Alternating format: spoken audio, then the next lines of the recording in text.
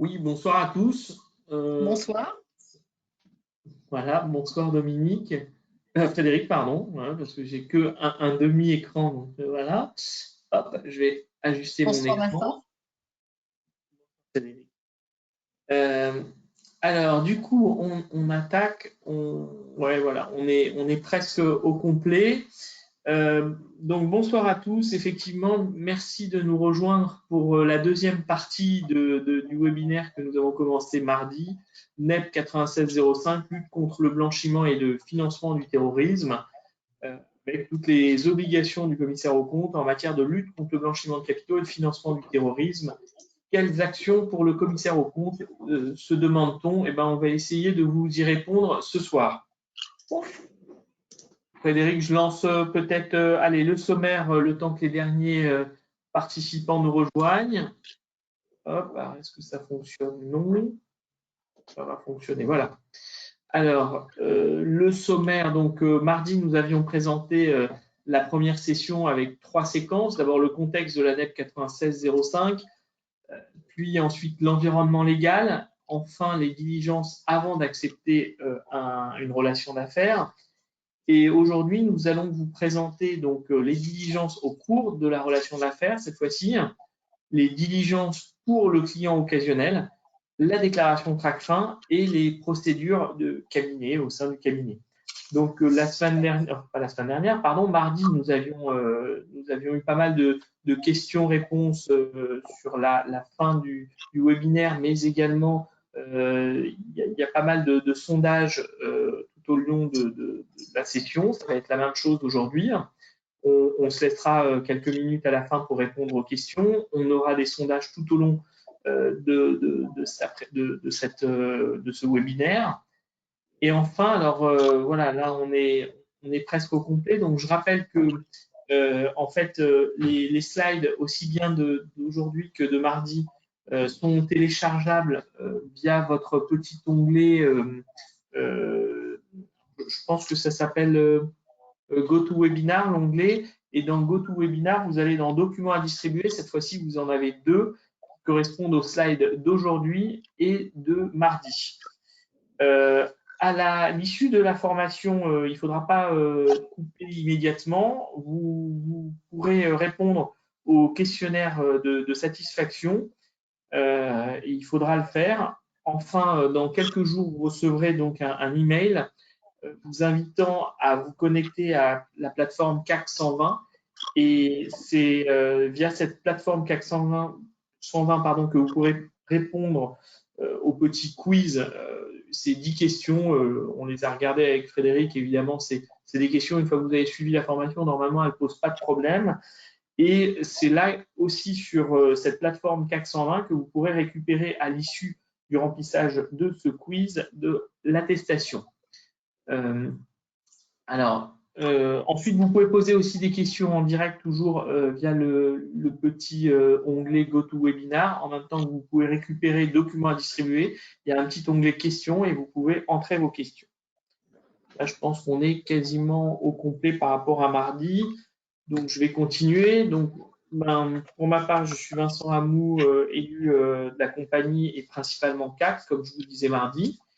Et Frédéric qui m'accompagne pour présenter la formation de ce soir est contrôleuse qualité à la CRCT de Paris et également essentiellement CAC. Voilà.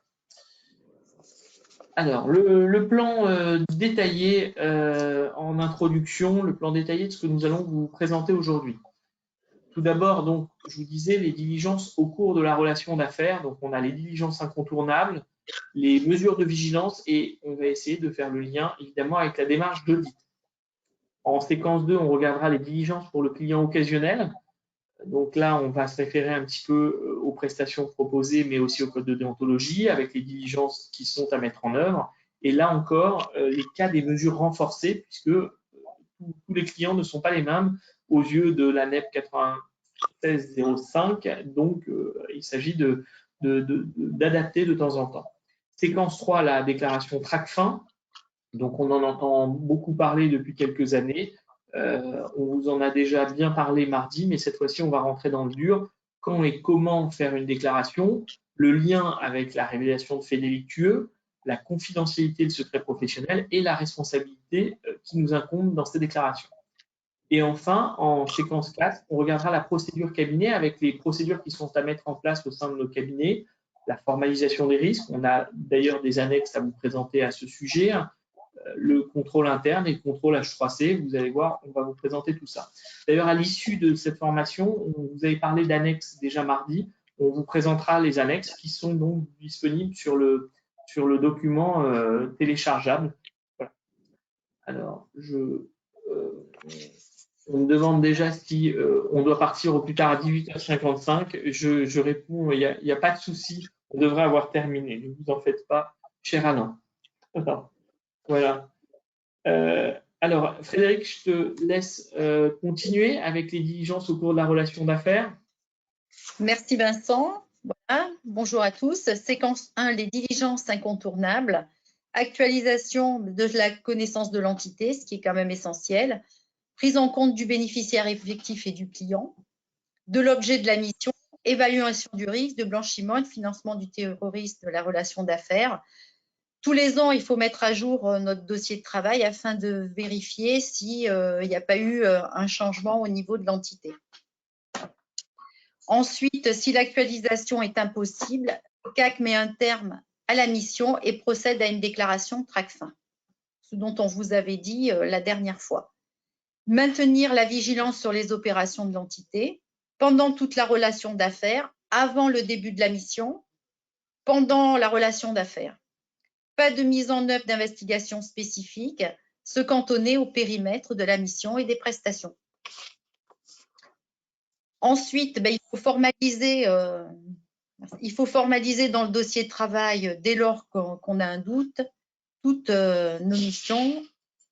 Les diligences incontournables, l'ensemble des opérations du client, les opérations examinées par le client et les opérations avec le risque de blanchiment et de financement du terrorisme.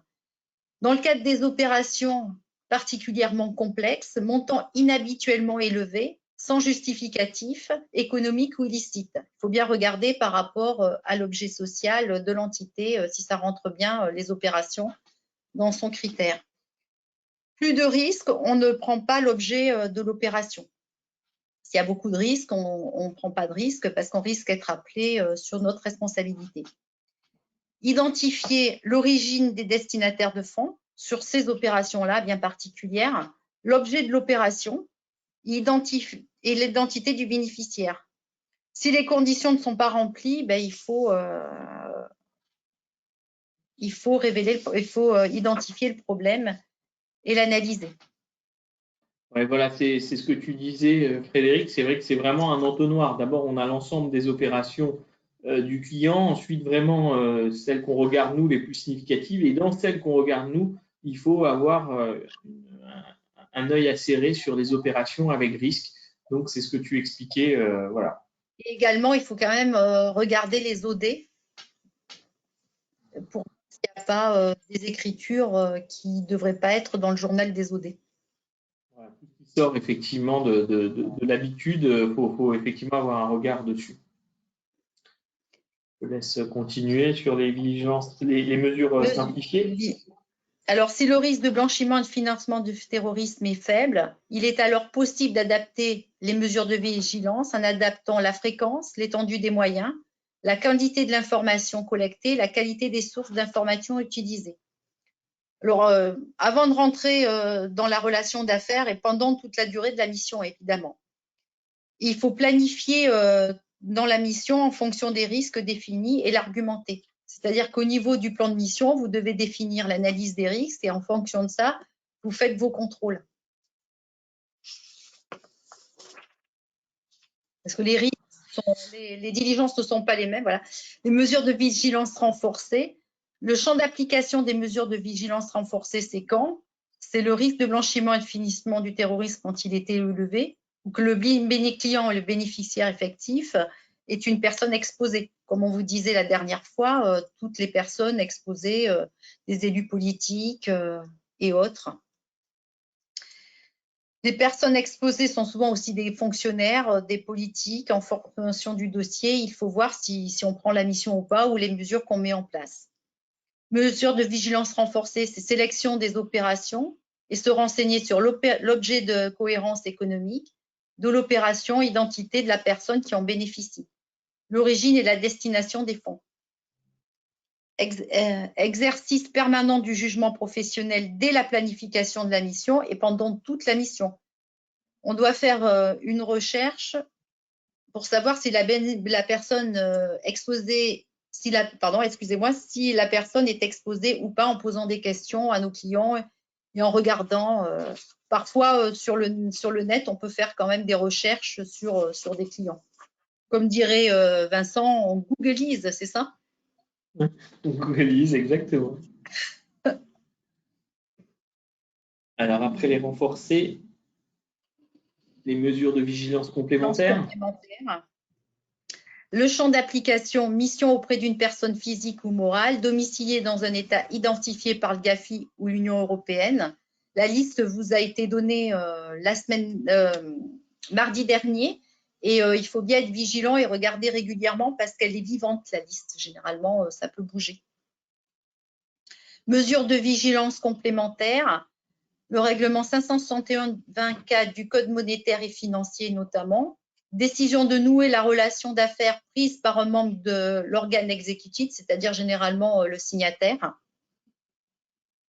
Recueillir des informations complémentaires, clients, bénéficiaires effectifs, origine des fonds, objet des opérations envisagées. Surveillance renforcée de la relation d'affaires et éléments supplémentaires de vigilance renforcée. Il faut sensibiliser également les équipes qui interviennent sur les dossiers pour qu'ils soient vigilants sur les opérations qu'ils peuvent constater dans les missions. Et ne pas hésiter également à les sensibiliser au travers de formations. Je te passe la parole, Vincent. Merci, Frédéric.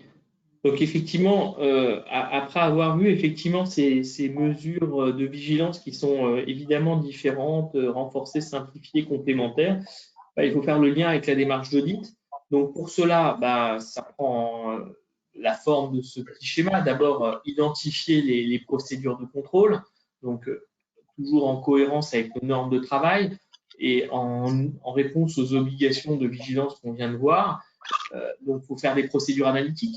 C'est ça qui permet d'identifier un petit peu les procédures, l'examen des relations et des transactions avec les parties liées, auditer les opérations de trésorerie. Hein, tu l'as dit, Frédéric, c'est vraiment c'est le point clé, la trésorerie, évidemment, quand on est dans le blanchiment.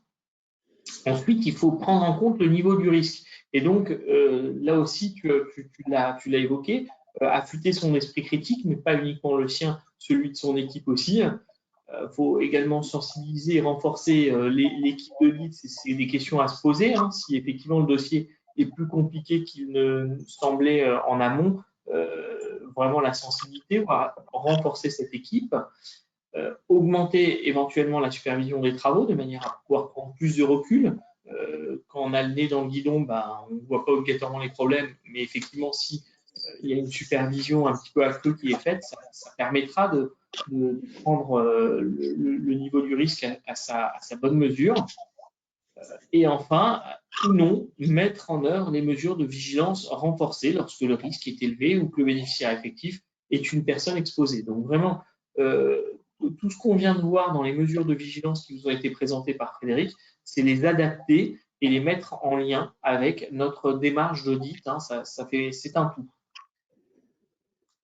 Alors, ensuite, donc le tout, voilà, c'est ce qu'on disait. Hein.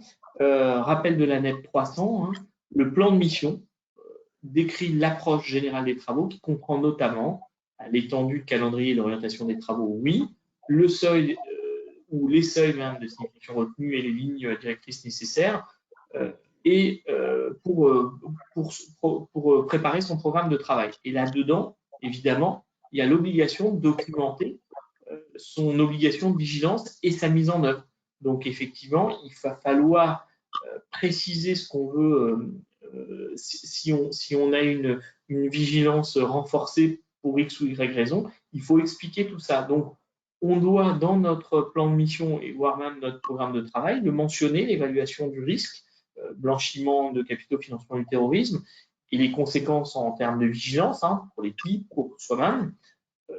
Donc, c'est une intégration de la vigilance dans les procédures d'audit elles-mêmes et préciser les modalités de communication en cas d'opération sujette à soupçon. Qu'est-ce qui doit être fait lorsqu'il y a une opération où on a un soupçon?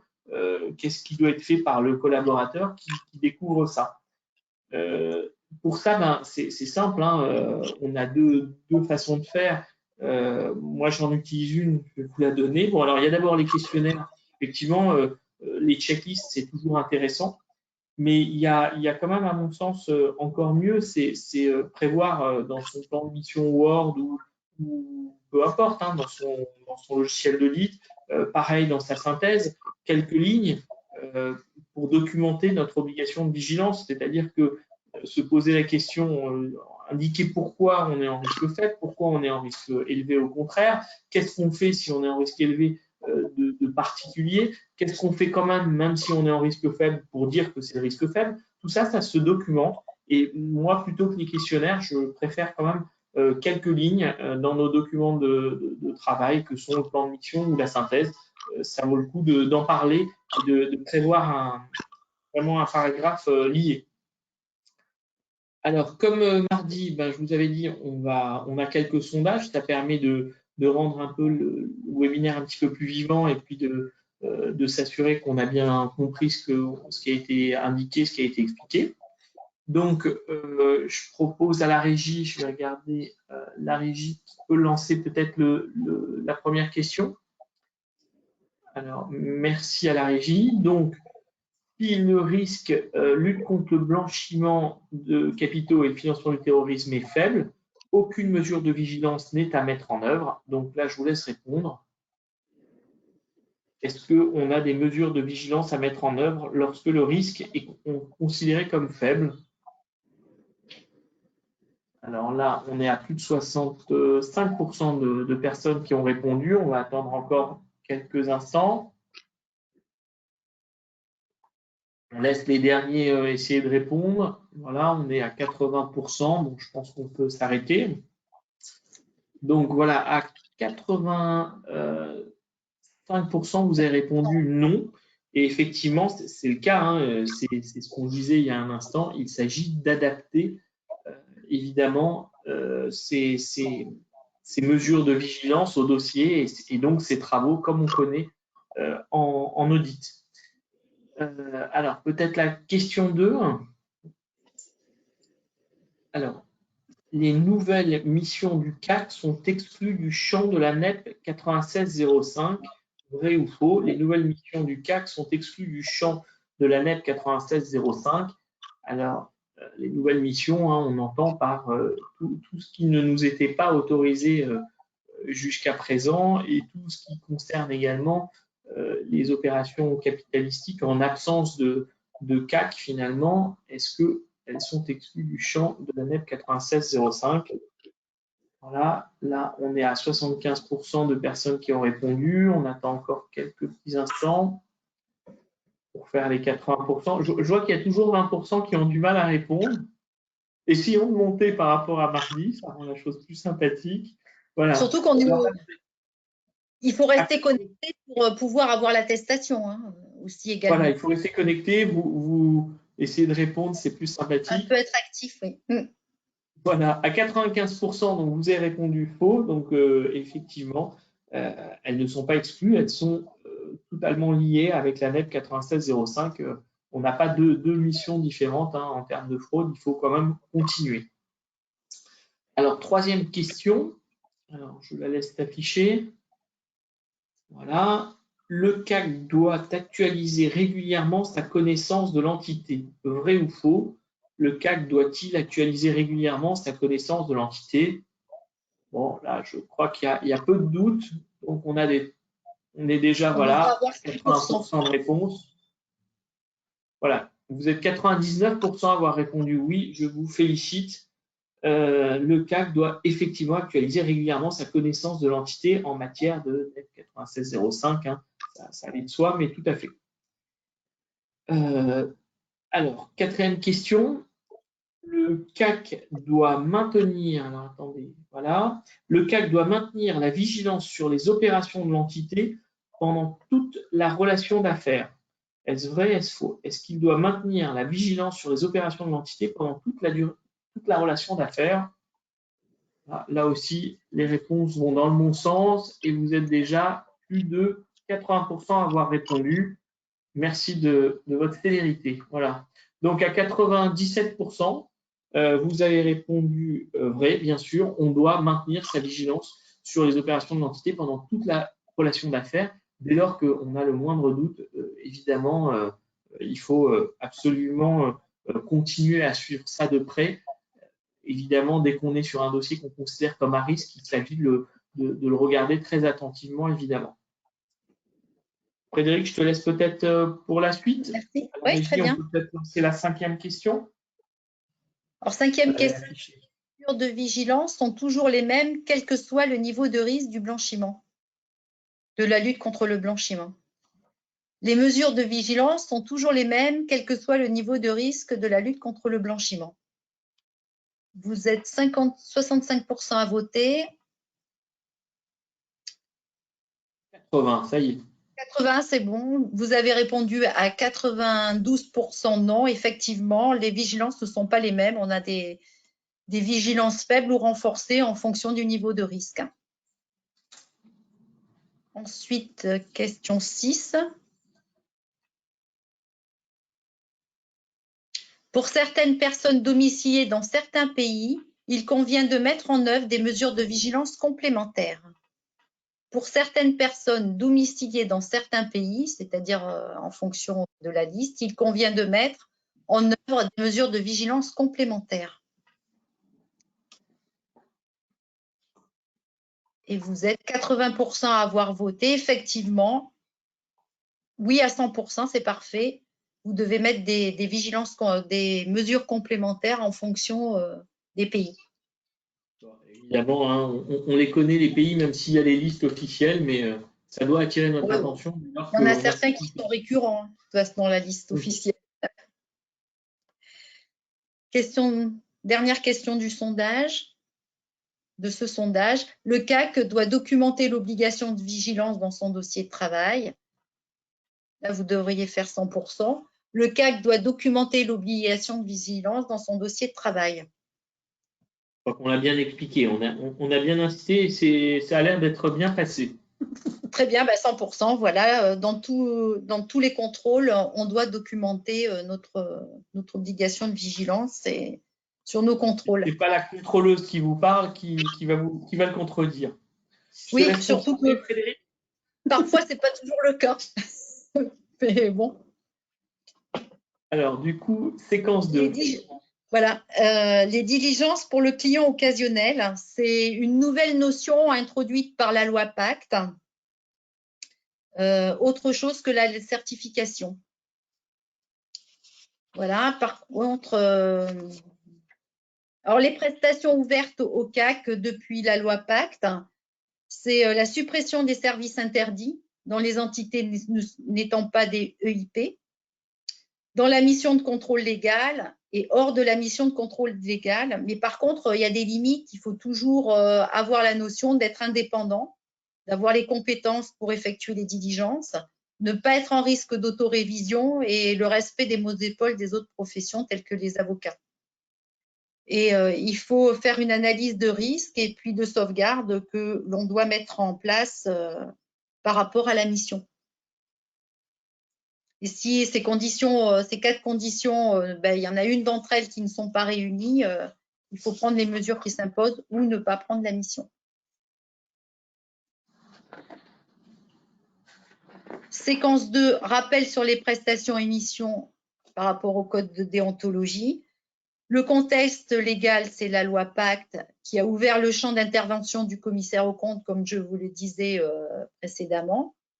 La réalisation des missions, des prestations en qualité de CAC en dehors de l'entité pour laquelle le CAC certifie les comptes.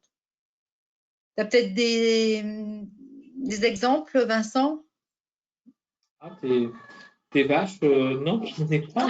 Non, mais comme tu as toujours des choses. Non, là, je n'ai pas réfléchi, mais effectivement, oui. Voilà. C'est vrai que le client qui vient vous voir, hein, c'est celui dont on parlait mardi, on vient vous voir.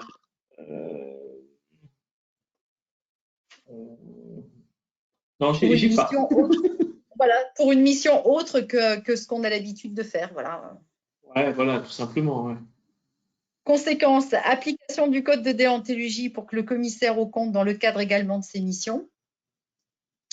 Et mise en œuvre des diligences spécifiques dans le cadre de la lutte du blanchiment et le financement du terrorisme, dans le cadre des missions contractuelles aux clients occasionnels. C'est-à-dire qu'il faut, peu importe le type de mission, vous devez toujours avoir en tête d'avoir le bénéficiaire effectif, les pièces d'identité et tous les documents nécessaires par rapport à la lutte contre le blanchiment.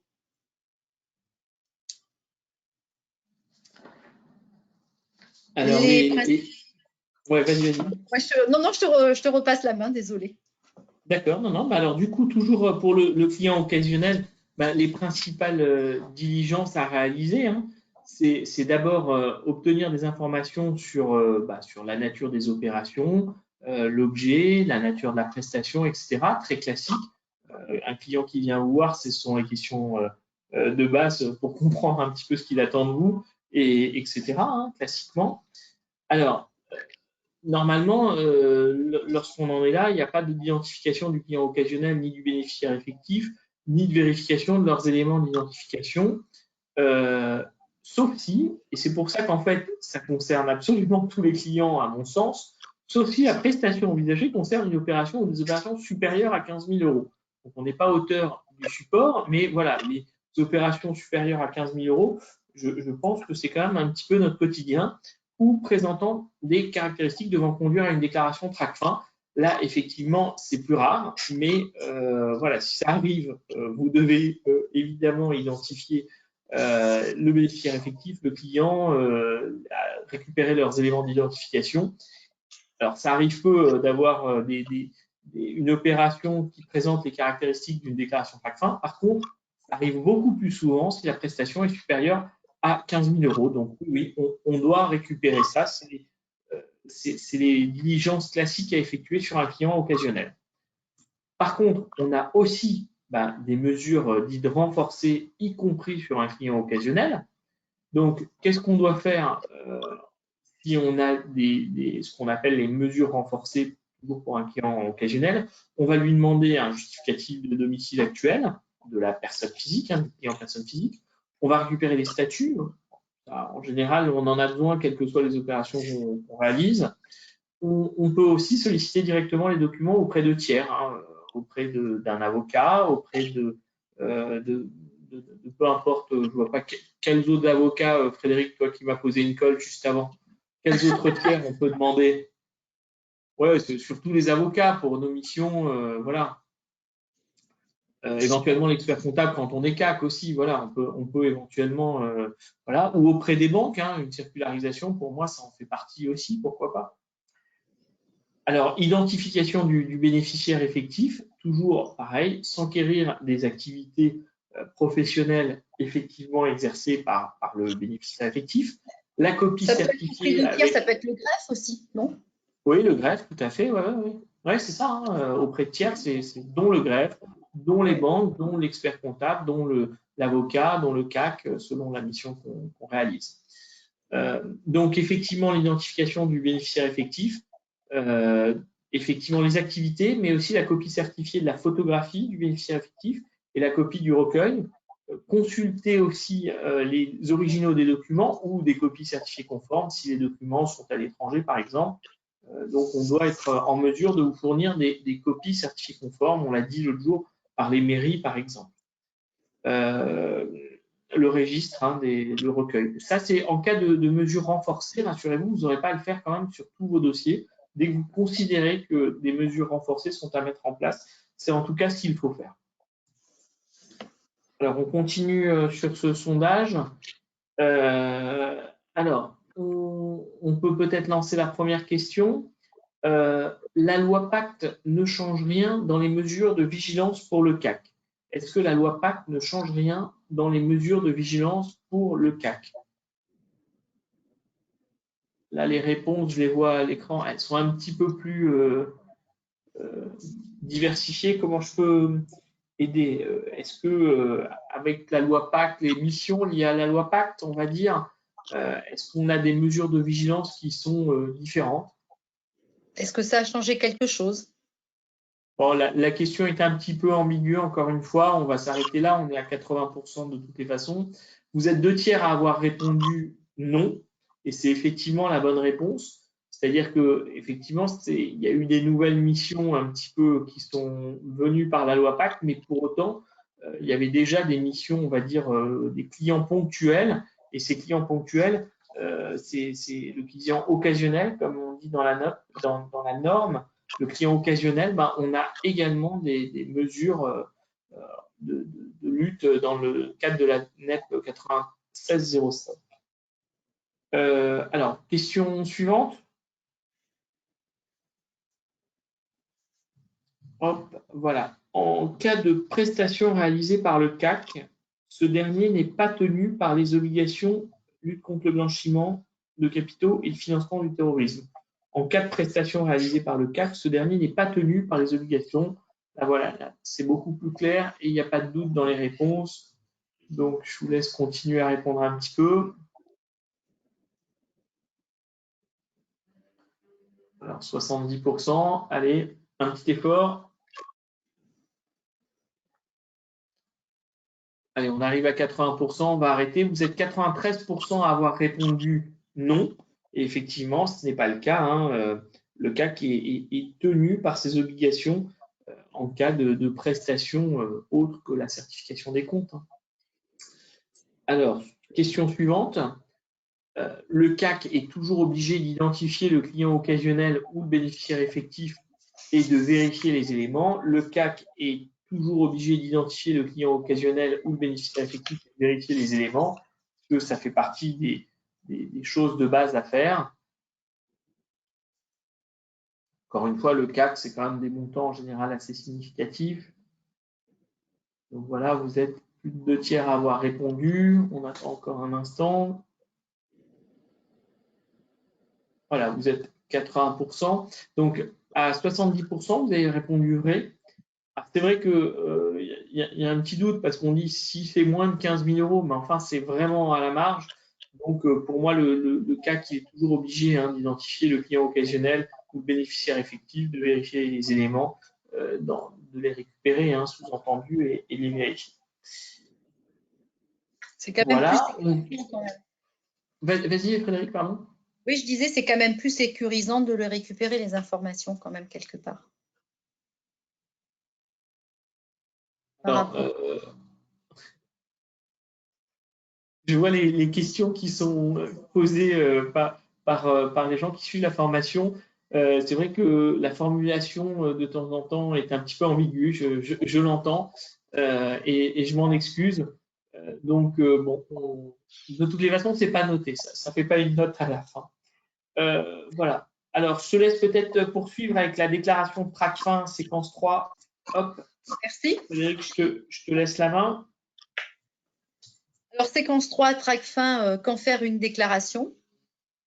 La déclaration doit être effectuée a priori afin, le cas échéant, de permettre à TRACFIN d'exercer son droit d'opposition, afin de permettre également de cautionner, afin d'éviter de cautionner des opérations justement qui ne devraient pas avoir lieu, sachant que bien souvent, quand on fait nos révélations à TRACFIN, elles sont quand même beaucoup plus documentées et argumentées que d'autres professionnels et que TRACFIN le prend plus en ligne de compte, on va dire.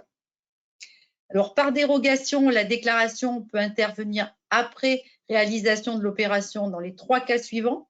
Impossibilité de surseoir à son exécution, report pouvant faire obstacle au bon déroulement des investigations en cours, soupçon apparu postérieurement à la réalisation de l'opération en cause. Dans ces cas de figure, le professionnel est alors tenu d'informer TRACFIN sans délai. Et le meilleur moment, effectivement, c'est a priori. Il faut informer TRACFIN sans délai, pas de seuil déclaratif en définitive.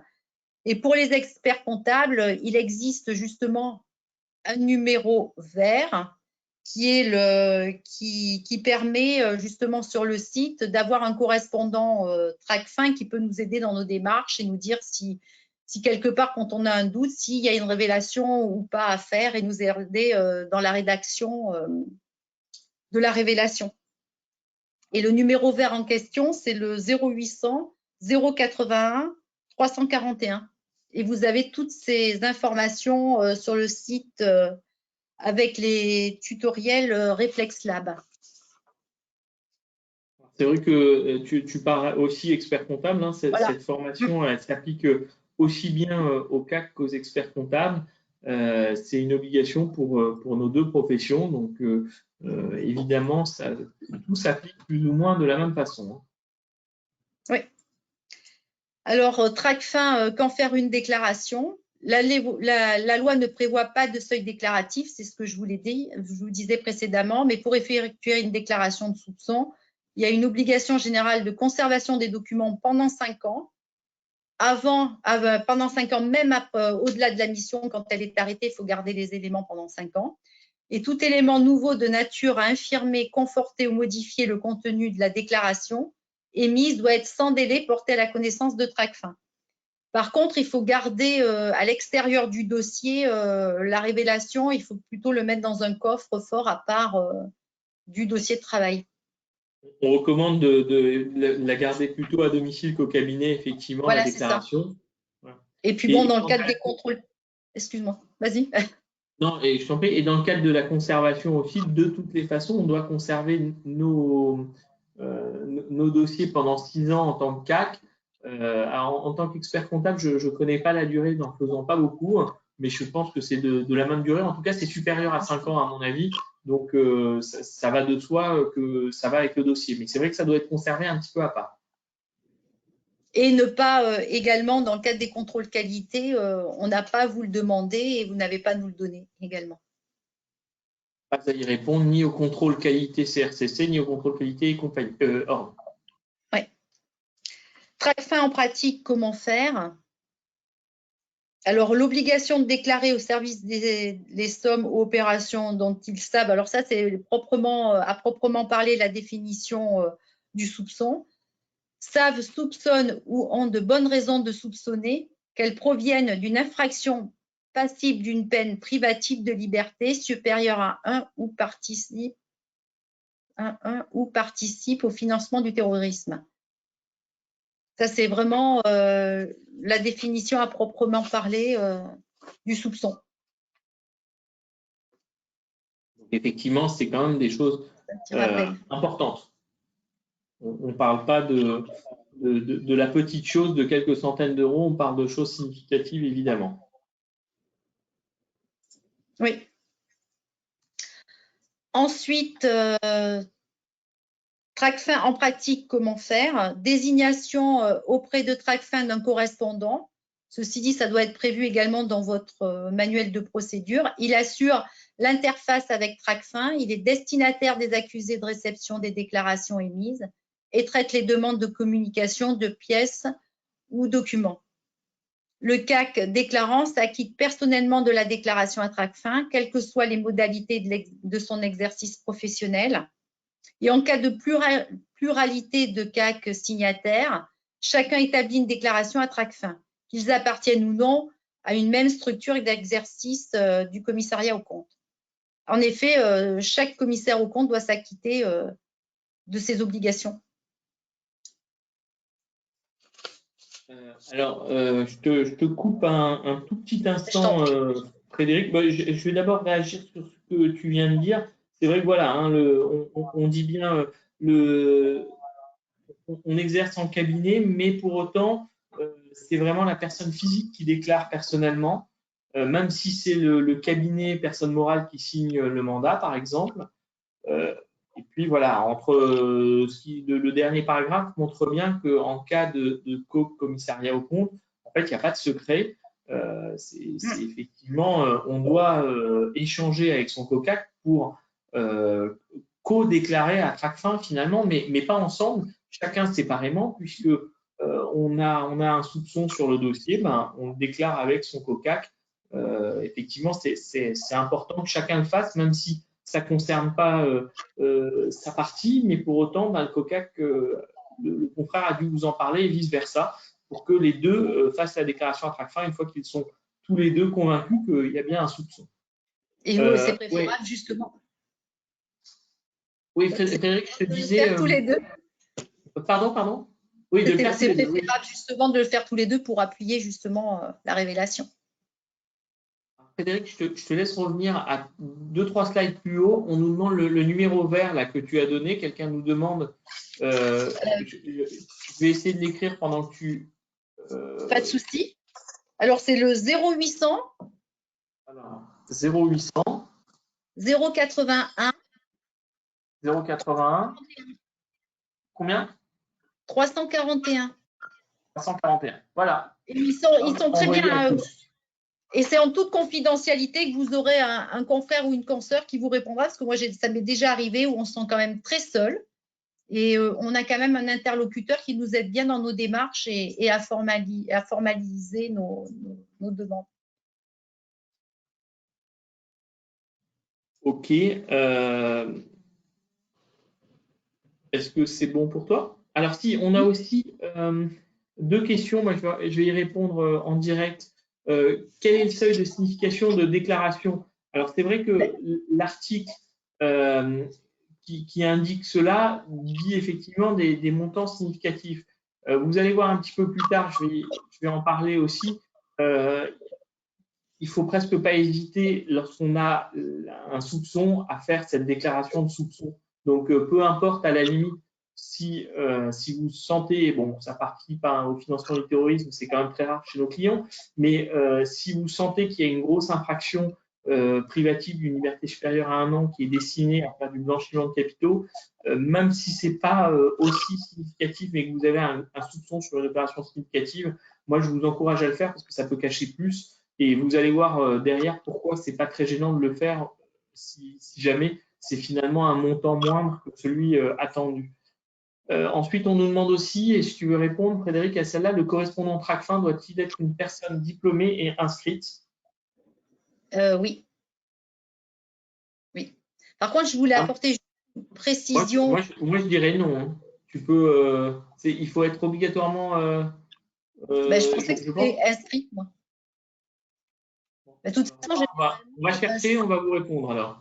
Parce que là, je pense que c'est justement pas n'importe qui, mais on peut mettre en correspondant Tracfin qui, dans de gros cabinets, réoriente après, récupère tous les éléments des révélations, les retours et tout, mais dispatche après aux associés concernés. Ouais, le déclarant, c'est vraiment le correspondant. Enfin, le correspondant, pour autant, pour moi, il n'avait pas besoin d'être inscrit. Mais OK, on va vérifier ça. On a une petite divergence, désolé. Alors, du coup, en pratique, comment faire hein? Voilà, ça c'est plutôt moi. C'était toi, oui. D'abord, la déclaration, elle doit être écrite, mais on nous indique qu'elle peut être verbale, c'est possible sous conditions. Quelles sont les conditions? Je suppose que c'est quand on n'a pas la possibilité d'écrire, ce qui doit être assez rare. Ensuite, elle doit être dactylographiée, elle peut être dactylographiée et signée par le déclarant réalisée sur la plateforme Hermès. Donc, il y a des formulaires disponibles sur le site du ministère de l'économie.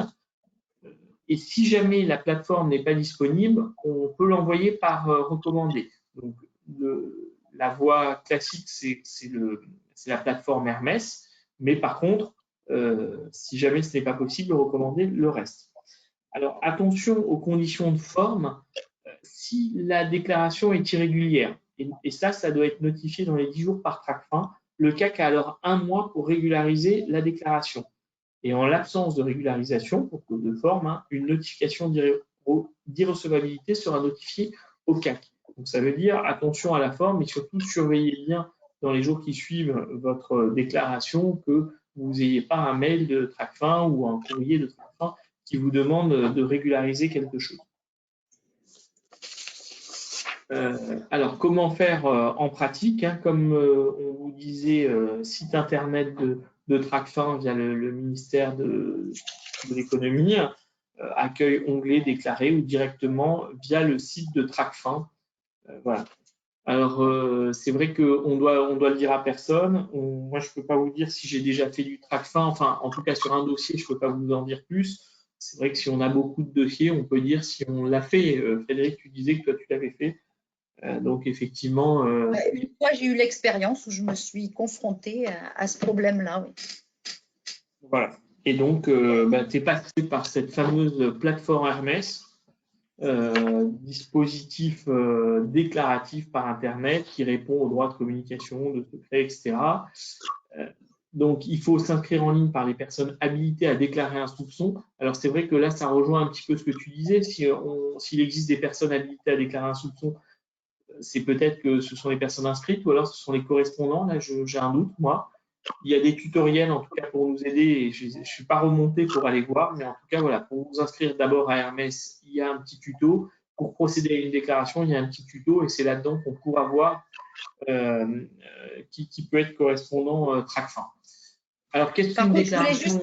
Oui, vas-y. Je voulais juste apporter une petite précision. On peut faire une déclaration Tracfin et être également obligé, ça ne nous exonère pas si on a une irrégularité ou quoi que ce soit, de faire quand même une procédure au niveau du procureur de la République. Tracfin n'exonère pas. On en parle dans le slide suivant, tu vas voir. Ah ben voilà, je suis désolée. Non, tu vas trop vite. Alors, on nous demande en même temps… alors, on nous demande qu'est-ce qu'une déclaration irrégulière. Je pense que c'est par la forme qu'elle est irrégulière, c'est ce qu'ils nous disent, donc qui n'a pas totalement respecté la forme. Ensuite, on nous précise aussi, et je remercie le confrère, article 61, le CAC s'acquitte personnellement de la déclaration à Tracfin. Donc, effectivement, si c'est le CAC, mais alors qu'est-ce qu'il en est pour l'expert comptable? Je ne sais pas. Donc, mais je pense qu'effectivement, tu dois avoir raison, le correspondant doit être inscrit. En tout cas, avec les 2 tutos qu'on a là, on aura l'info. En général, quand même, le correspondant Tracfin, là, je pense qu'on va être d'accord tous les deux, Frédéric, c'est que le correspondant, c'est quand même, en règle générale, le dirigeant du cabinet. Dans nos petits cabinets, on n'est pas 10 dirigeants. Je pense, oui. Donc, voilà. Désolé d'ailleurs à tous pour le manque de fluidité. Comme on n'est pas en direct, il y a un petit décalage et parfois on se coupe la parole. Mais voilà, on y arrive. Voilà, c'est ça le problème. C'est pour cette raison que ça nous arrive de nous couper la parole. On était ensemble mardi, c'était plus fluide. Allez, alors du coup, le slide d'après, comme je te disais, la lien avec la révélation de faits délictueux. Donc, effectivement, il y a une vraie différence entre la révélation de faits délictueux et la déclaration Tracfin. Alors, on est d'accord, la déclaration Tracfin, c'est le rectangle bleu.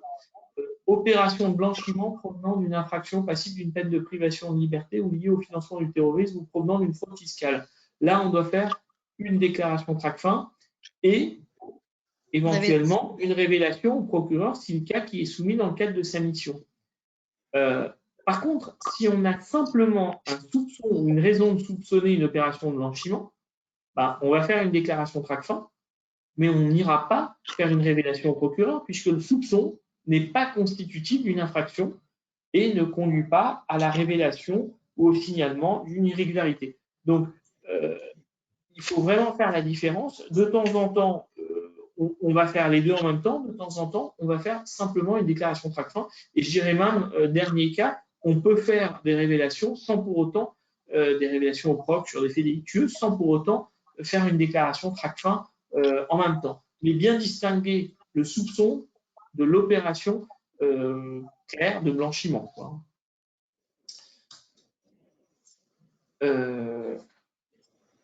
Alors là, je te laisse la parole sur Tracfin, la confidentialité et le secret professionnel, Frédéric. Oui, merci. Le commissaire aux comptes est soumis au secret professionnel, sauf si un texte spécifique le délie.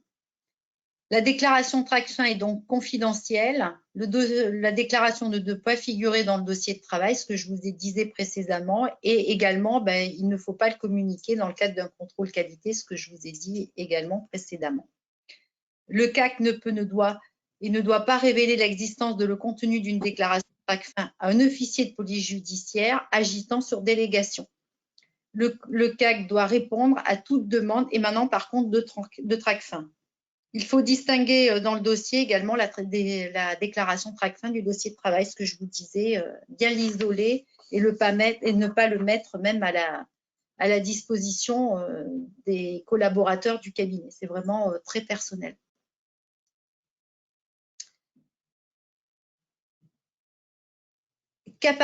Alors, TRACFIN, confidentialité et secret professionnel. Cas particulier, exercice au sein d'une même structure d'exercice professionnel ou d'un même réseau.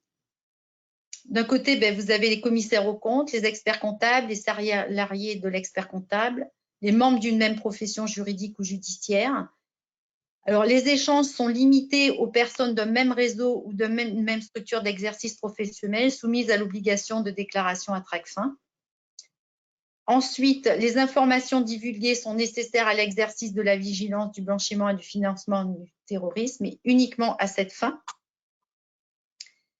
Les informations divulguées sont à destination d'un établissement situé en France, membre de l'Union européenne ou de l'espace économique européen, ou tout pays imposant des obligations équivalentes en matière de blanchiment, telles que la France, l'Allemagne ou d'autres pays de la communauté européenne.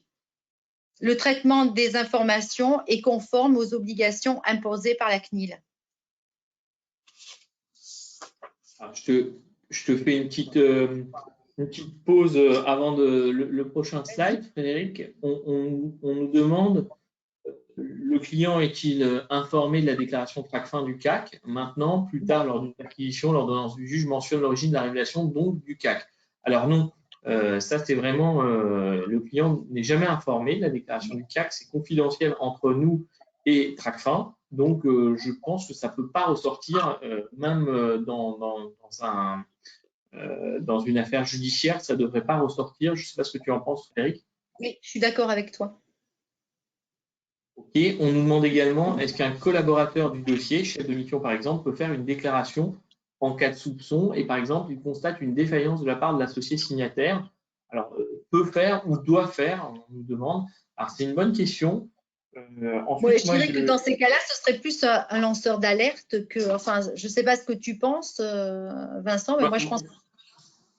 J'ai pris le temps de réfléchir 10 secondes et je me dis, franchement, s'il y a un chef de mission qui pense qu'il y a un soupçon et que son associé n'est pas d'accord avec lui, il y a un problème, donc il y a un soupçon dans tous les cas. Donc moi, et on va en parler plus tard, j'encouragerais vraiment le confrère à faire la déclaration de soupçon.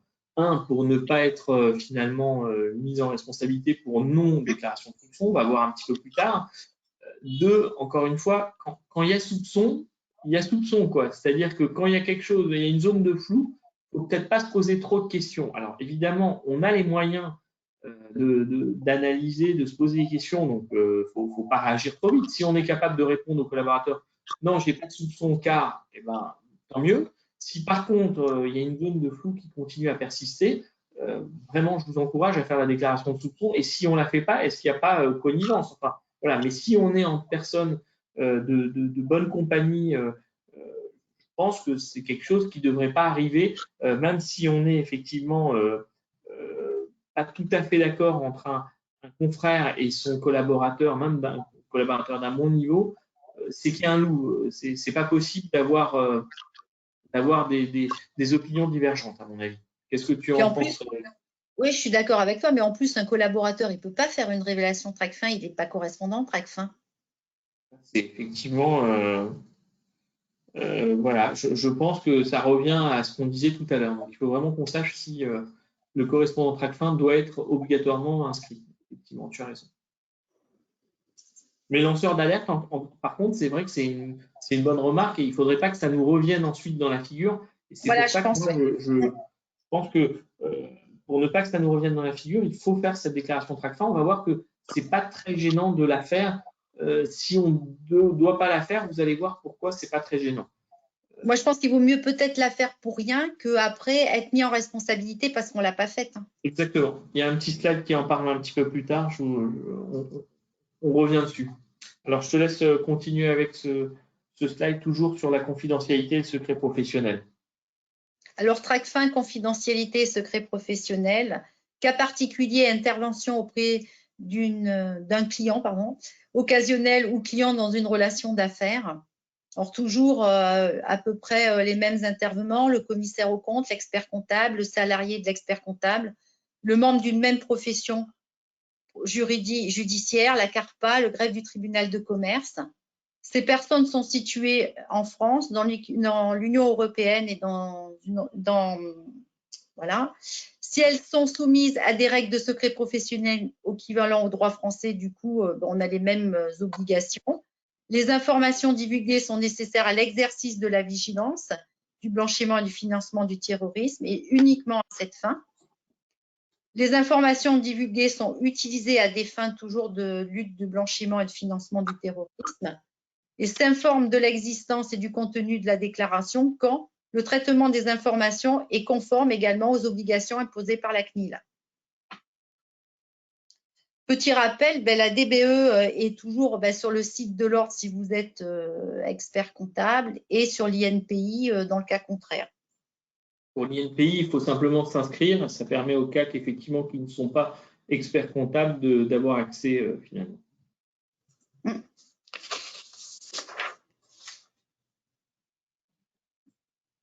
TRACFIN, confidentialité et secret professionnel, cas où le CAC fournit une prestation conduisant à recevoir, conserver ou délivrer des fonds. Alors ça, moi je sais pas, je m'y aventurerai pas, il y a peut-être des confrères qui le font, mais bon. Il faut s'abstenir de toute opération portant sur des sommes pour lesquelles le commissaire aux comptes soupçonne ou a de bonnes raisons de soupçonner qu'elles proviennent d'une infraction passible d'une peine privative de liberté supérieure à 1 an ou sont liées au financement du terrorisme jusqu'à ce qu'il est déclaré à TRACFIN. La réalisation de ces opérations n'est possible qu'avec l'accord de TRACFIN, absence d'opposition ou si aucune décision du président du tribunal de commerce de Paris n'intervient au terme du délai d'opposition notifié par TRACFIN. Lorsqu'une opération devant faire l'objet d'une déclaration à TRACFIN a déjà été réalisée, le commissaire aux comptes en informe TRACFIN sans délai. Mais je pense que sur la conservation des fonds, je ne sais pas si on n'a pas quand même, moi je sais pas, c'est quand même risqué. En tout cas, ce n'est pas notre quotidien, je pense. Non. Pas comme là, on a pas mal de réponses à ce qu'on se demandait aussi tout à l'heure. Vas-y, je t'en prie. Non, mais comme tu veux, si tu veux, tu peux répondre. Hein. Non, vas-y, c'est ton slide celui-là. Confidentialité et conservation des documents, pardon. Durée de conversation, mais décidément, conservation 5 ans. Mission de certification à compter de la fin du mandat, prestation à compter de la fin de la mission et déclaration TRACFIN à compter de l'envoi. Du coup, il faut conserver dans tous les cas de figure jusqu'à 5 ans dans ces 3 cadres-là. Dans le dossier de travail, identification et vérification des informations du client et du bénéficiaire effectif. Les autres éléments, documents et informations relatifs aux mesures de vigilance. Ça, c'est des documents qui doivent figurer obligatoirement dans le dossier de travail. Hors dossier de travail, la déclaration de soupçon à TRACFIN, les pièces justificatifs et les correspondances avec TRACFIN. C'est ce que je vous préconisais de le mettre justement dans votre coffre à l'extérieur du cabinet généralement. Alors, j'avais récupéré quelques petits exemples dans des activités, par exemple, les activités dans le secteur immobilier. Les activités d'acquisition et de vente immobilière sont exposées à une menace élevée en matière de blanchissement de capitaux. Du fait de leur caractère répandu, des montants importants en jeu de la relative sécurité qu'elle offre en matière d'investissement, particulièrement dans les grandes métropoles et les zones touristiques où la progression continue des prix depuis 2016 tend à renforcer leur attractivité. La menace est diffuse et transversale et concerne tant le blanchiment d'infractions telles que la corruption, le travail dissimulé ou le trafic de stupéfiants à petite échelle qui peut s'opérer par le biais d'achats de faibles montants, notamment en périphérie des grandes villes, que le blanchiment de produits de la fraude fiscale, l'escroquerie ou de trafic de stupéfiants de grande envergure commis en France ou à l'étranger.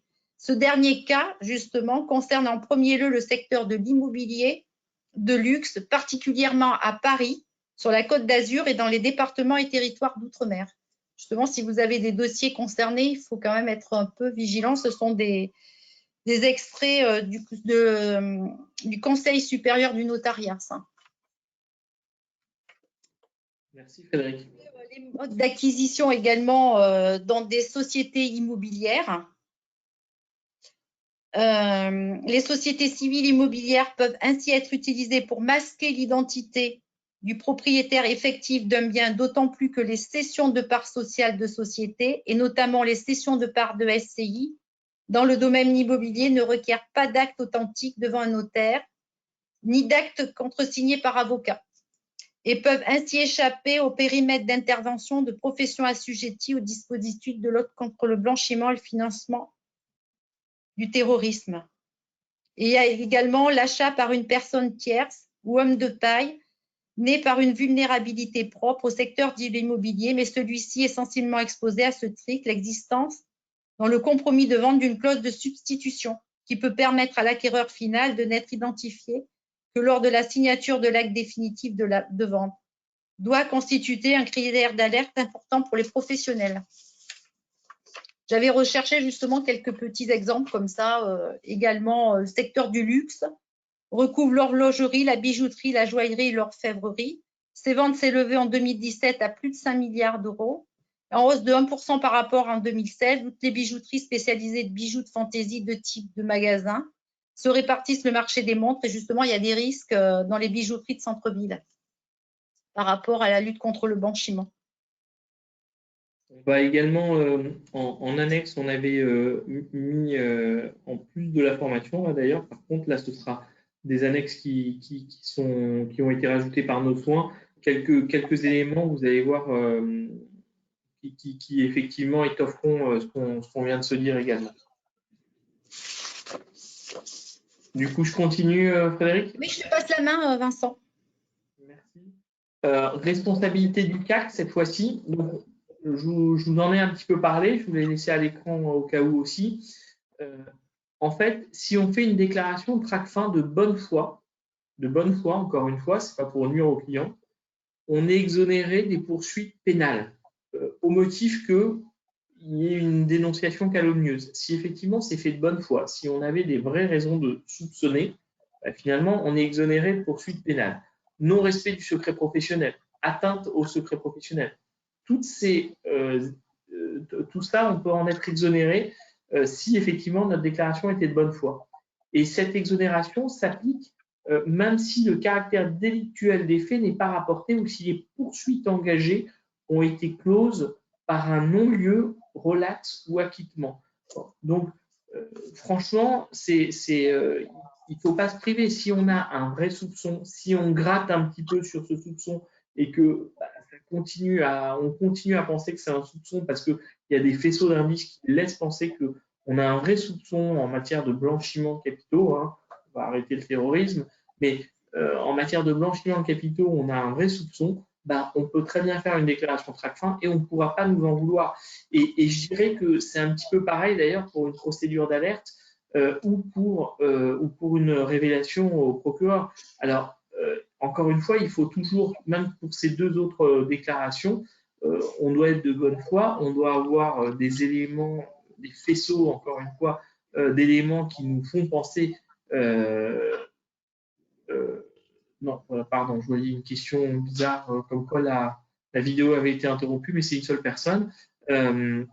Donc, du coup, on doit vraiment, pour que ce soit pour la déclaration de soupçon, pour l'alerte ou la révélation, on doit pouvoir le faire vraiment dès qu'on, en toute, je ne vais pas dire simplicité, il faut vraiment bien regarder avant de le faire, évidemment, parce que ça peut avoir des implications très embêtantes pour nos clients, pour notre relation tout simplement d'affaires avec le client, mais en même temps, le moindre risque, le moindre soupçon, il ne faut pas hésiter, c'est notre responsabilité qui est en jeu, donc ne pas hésiter.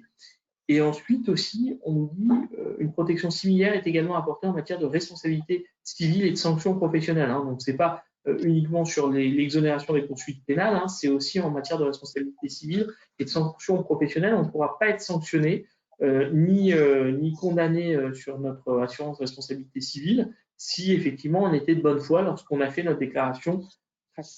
Voilà, donc c'est pour ça que tout à l'heure on s'est posé plein de questions. Effectivement, est-ce que si on a un doute, enfin si un collaborateur d'un bon niveau a un doute, on n'est pas tout à fait d'accord, mais qu'il reste un doute, qu'il subsiste un doute, moi je ferai la déclaration, je ne me poserai pas de questions. Alors, on nous demande aussi un débitant de tabac qui a une hausse anormale des tickets de grattage de la Française des Jeux. Est-ce qu'il y a une déclaration à faire? Une hausse anormale, je suppose, des tickets gagnants peut-être. Là, je ne comprends pas bien. Une hausse anormale des tickets de grattage, parce que les tickets de grattage, ça pourrait être du blanchiment, se faire acheter des centaines et des centaines de tickets en plus de l'habitude, peut-être. Je ne sais pas comment tu vois ça, Frédéric, la question qui nous est posée. Je suis désolée, je regardais une alerte sur… Vas-y, tu peux répéter, s'il te plaît. Je te disais, quelqu'un nous demande un débitant de tabac qui a une hausse anormale des tickets de grattage de la Française des Jeux, donc pas gagnant, d'accord, merci. Donc, une hausse anormale de ces ventes de tickets de grattage, effectivement, est-ce que ça peut s'apparenter à une opération de blanchiment, puisqu'on sait que dans les tickets de grattage, il y a un pourcentage de tickets gagnants, donc effectivement, pour blanchir, on pourrait se dire, puisqu'il y a 80% ou je ne sais plus quel pourcentage du chiffre d'affaires qui est redonné en gain, ça pourrait être, mais effectivement, il faudrait que l'hausse elle soit particulièrement anormale. On ne parle pas de simplement augmenter de quelques pourcents par an, on parle d'une augmentation de 100% ou 200% sur un commerce qui existe et qui fait les mêmes ventes tous les ans. Je pense que ça peut être effectivement un soupçon qu'on peut avoir sur notre client débitant de tabac qui aurait une telle hausse. Qu'est-ce que tu en penses, Frédéric? Oui, je suis d'accord, oui. Ok. Donc toujours, c'est 20%, bon voilà, vous connaissez mieux que nous, donc 20% qui sont reversés, ben, effectivement, ça permet malgré tout de blanchir une somme d'argent en récupérant des sommes blanchies. Bon, voilà. Alors, on continue effectivement toujours sur la responsabilité du CAC. Est-ce que Tracfin peut informer le H3C aux fins d'éventuelles poursuites disciplinaires? Oui, effectivement, bien sûr, on peut être sanctionné dans les cas de faits susceptibles de constituer des manquements aux obligations blanchiment et financement du terrorisme, s'ils sont graves, répétés, systématiques. Évidemment, c'est notre devoir de faire comment on appelle ça? Ces révélations, c'est pas des notifications, c'est pas des révélations d'ailleurs, c'est des déclarations. Déclarations de soupçon, c'est notre rôle de les faire. Est-ce qu'il y a possibilité de procédure de sanction en cas de manquement ou toute partie? Donc oui, c'est ça. Et en cas de manquement, les sanctions possibles du fait de leur implication personnelle en cas de manquement, c'est les dirigeants de la structure d'exercice professionnel, mais aussi les autres personnes physiques, hein, on oublie, mais les salariés, les préposés ou agissant pour le compte de cette structure. Moi, je pense dans nos cabinets aux salariés, on va dire, expérimentés, évidemment. Un jeune qui est arrivé il y a 1 an, 2 ans, même 3 ans dans nos métiers, qui laisse faire son patron, qui ne fait pas du tout de courrier à Tracfin lorsqu'il a un soupçon, forcément, s'il est tout jeune, on ne va rien dire. Mais s'il a 10 ans d'expérience, normalement, même s'il n'est pas diplômé, normalement, c'est quand même quelque chose où lui aussi, il pourrait être sanctionné. Donc, on parle de ça. On parle évidemment de préposés agissant pour le compte de cette structure. Si vous avez effectivement plusieurs dirigeants, on les met bien au pluriel, les dirigeants de la structure d'exercice professionnel. Si on est plusieurs associés, il s'agit de faire attention. Il faut être très vigilant. Ouais. Et bien former également, c'est vrai que les collaborateurs qui sont sur les dossiers pour qu'ils nous remontent quand même les informations. Ouais, voilà, c'est ça. Ça, c'est effectivement, tu l'as dit, le sujet principal, c'est la formation. Donc, nous, on est formés. Il faut effectivement que les collaborateurs le soient aussi, soient Après, les sensibilisés. sensibiliser, voilà. Voilà, c'est indispensable parce que nous, on n'est pas en train de gratter dans nos dossiers. La plupart du temps, on a une équipe et euh, effectivement, dans une équipe, normalement, si on est sensibilisé, ben, le collaborateur, même au plus bas de l'échelle, il peut quand même commencer à dire attention, là, il y a quelque chose qui ne va pas. Alors, vous dites salarié expérimenté et déclaration secrète. Donc, comment le salarié peut savoir si déclaration faite ou pas? Je pense qu'il y a un échange entre le salarié, surtout le salarié expérimenté, et le confrère. Donc, c'est à ce moment-là, lors de cet échange, lors de la revue du dossier, si le confrère ne fait rien dans ses dossiers, il y a un problème. Mais s'il échange avec ses chefs de mission juste avant de finaliser, ou en amont, ou au début de la mission pour la lancer, etc., c'est à ces moments-là. Et puis, moi, je dis toujours à mes collaborateurs, surtout, vous n'hésitez pas à lever la main quand vous êtes en train d'auditer un dossier. N'importe quoi peut avoir une conséquence. Donc, quand vous avez le moindre doute, on en parle. On a des moyens d'échanger entre nous sans pour autant faire un mail formel à son patron. Moi, j'ai mis en place plutôt Teams au sein de l'équipe. Donc, tous les collaborateurs peuvent me joindre, y compris pour ce genre de choses. Tiens, j'ai un petit doute sur un dossier.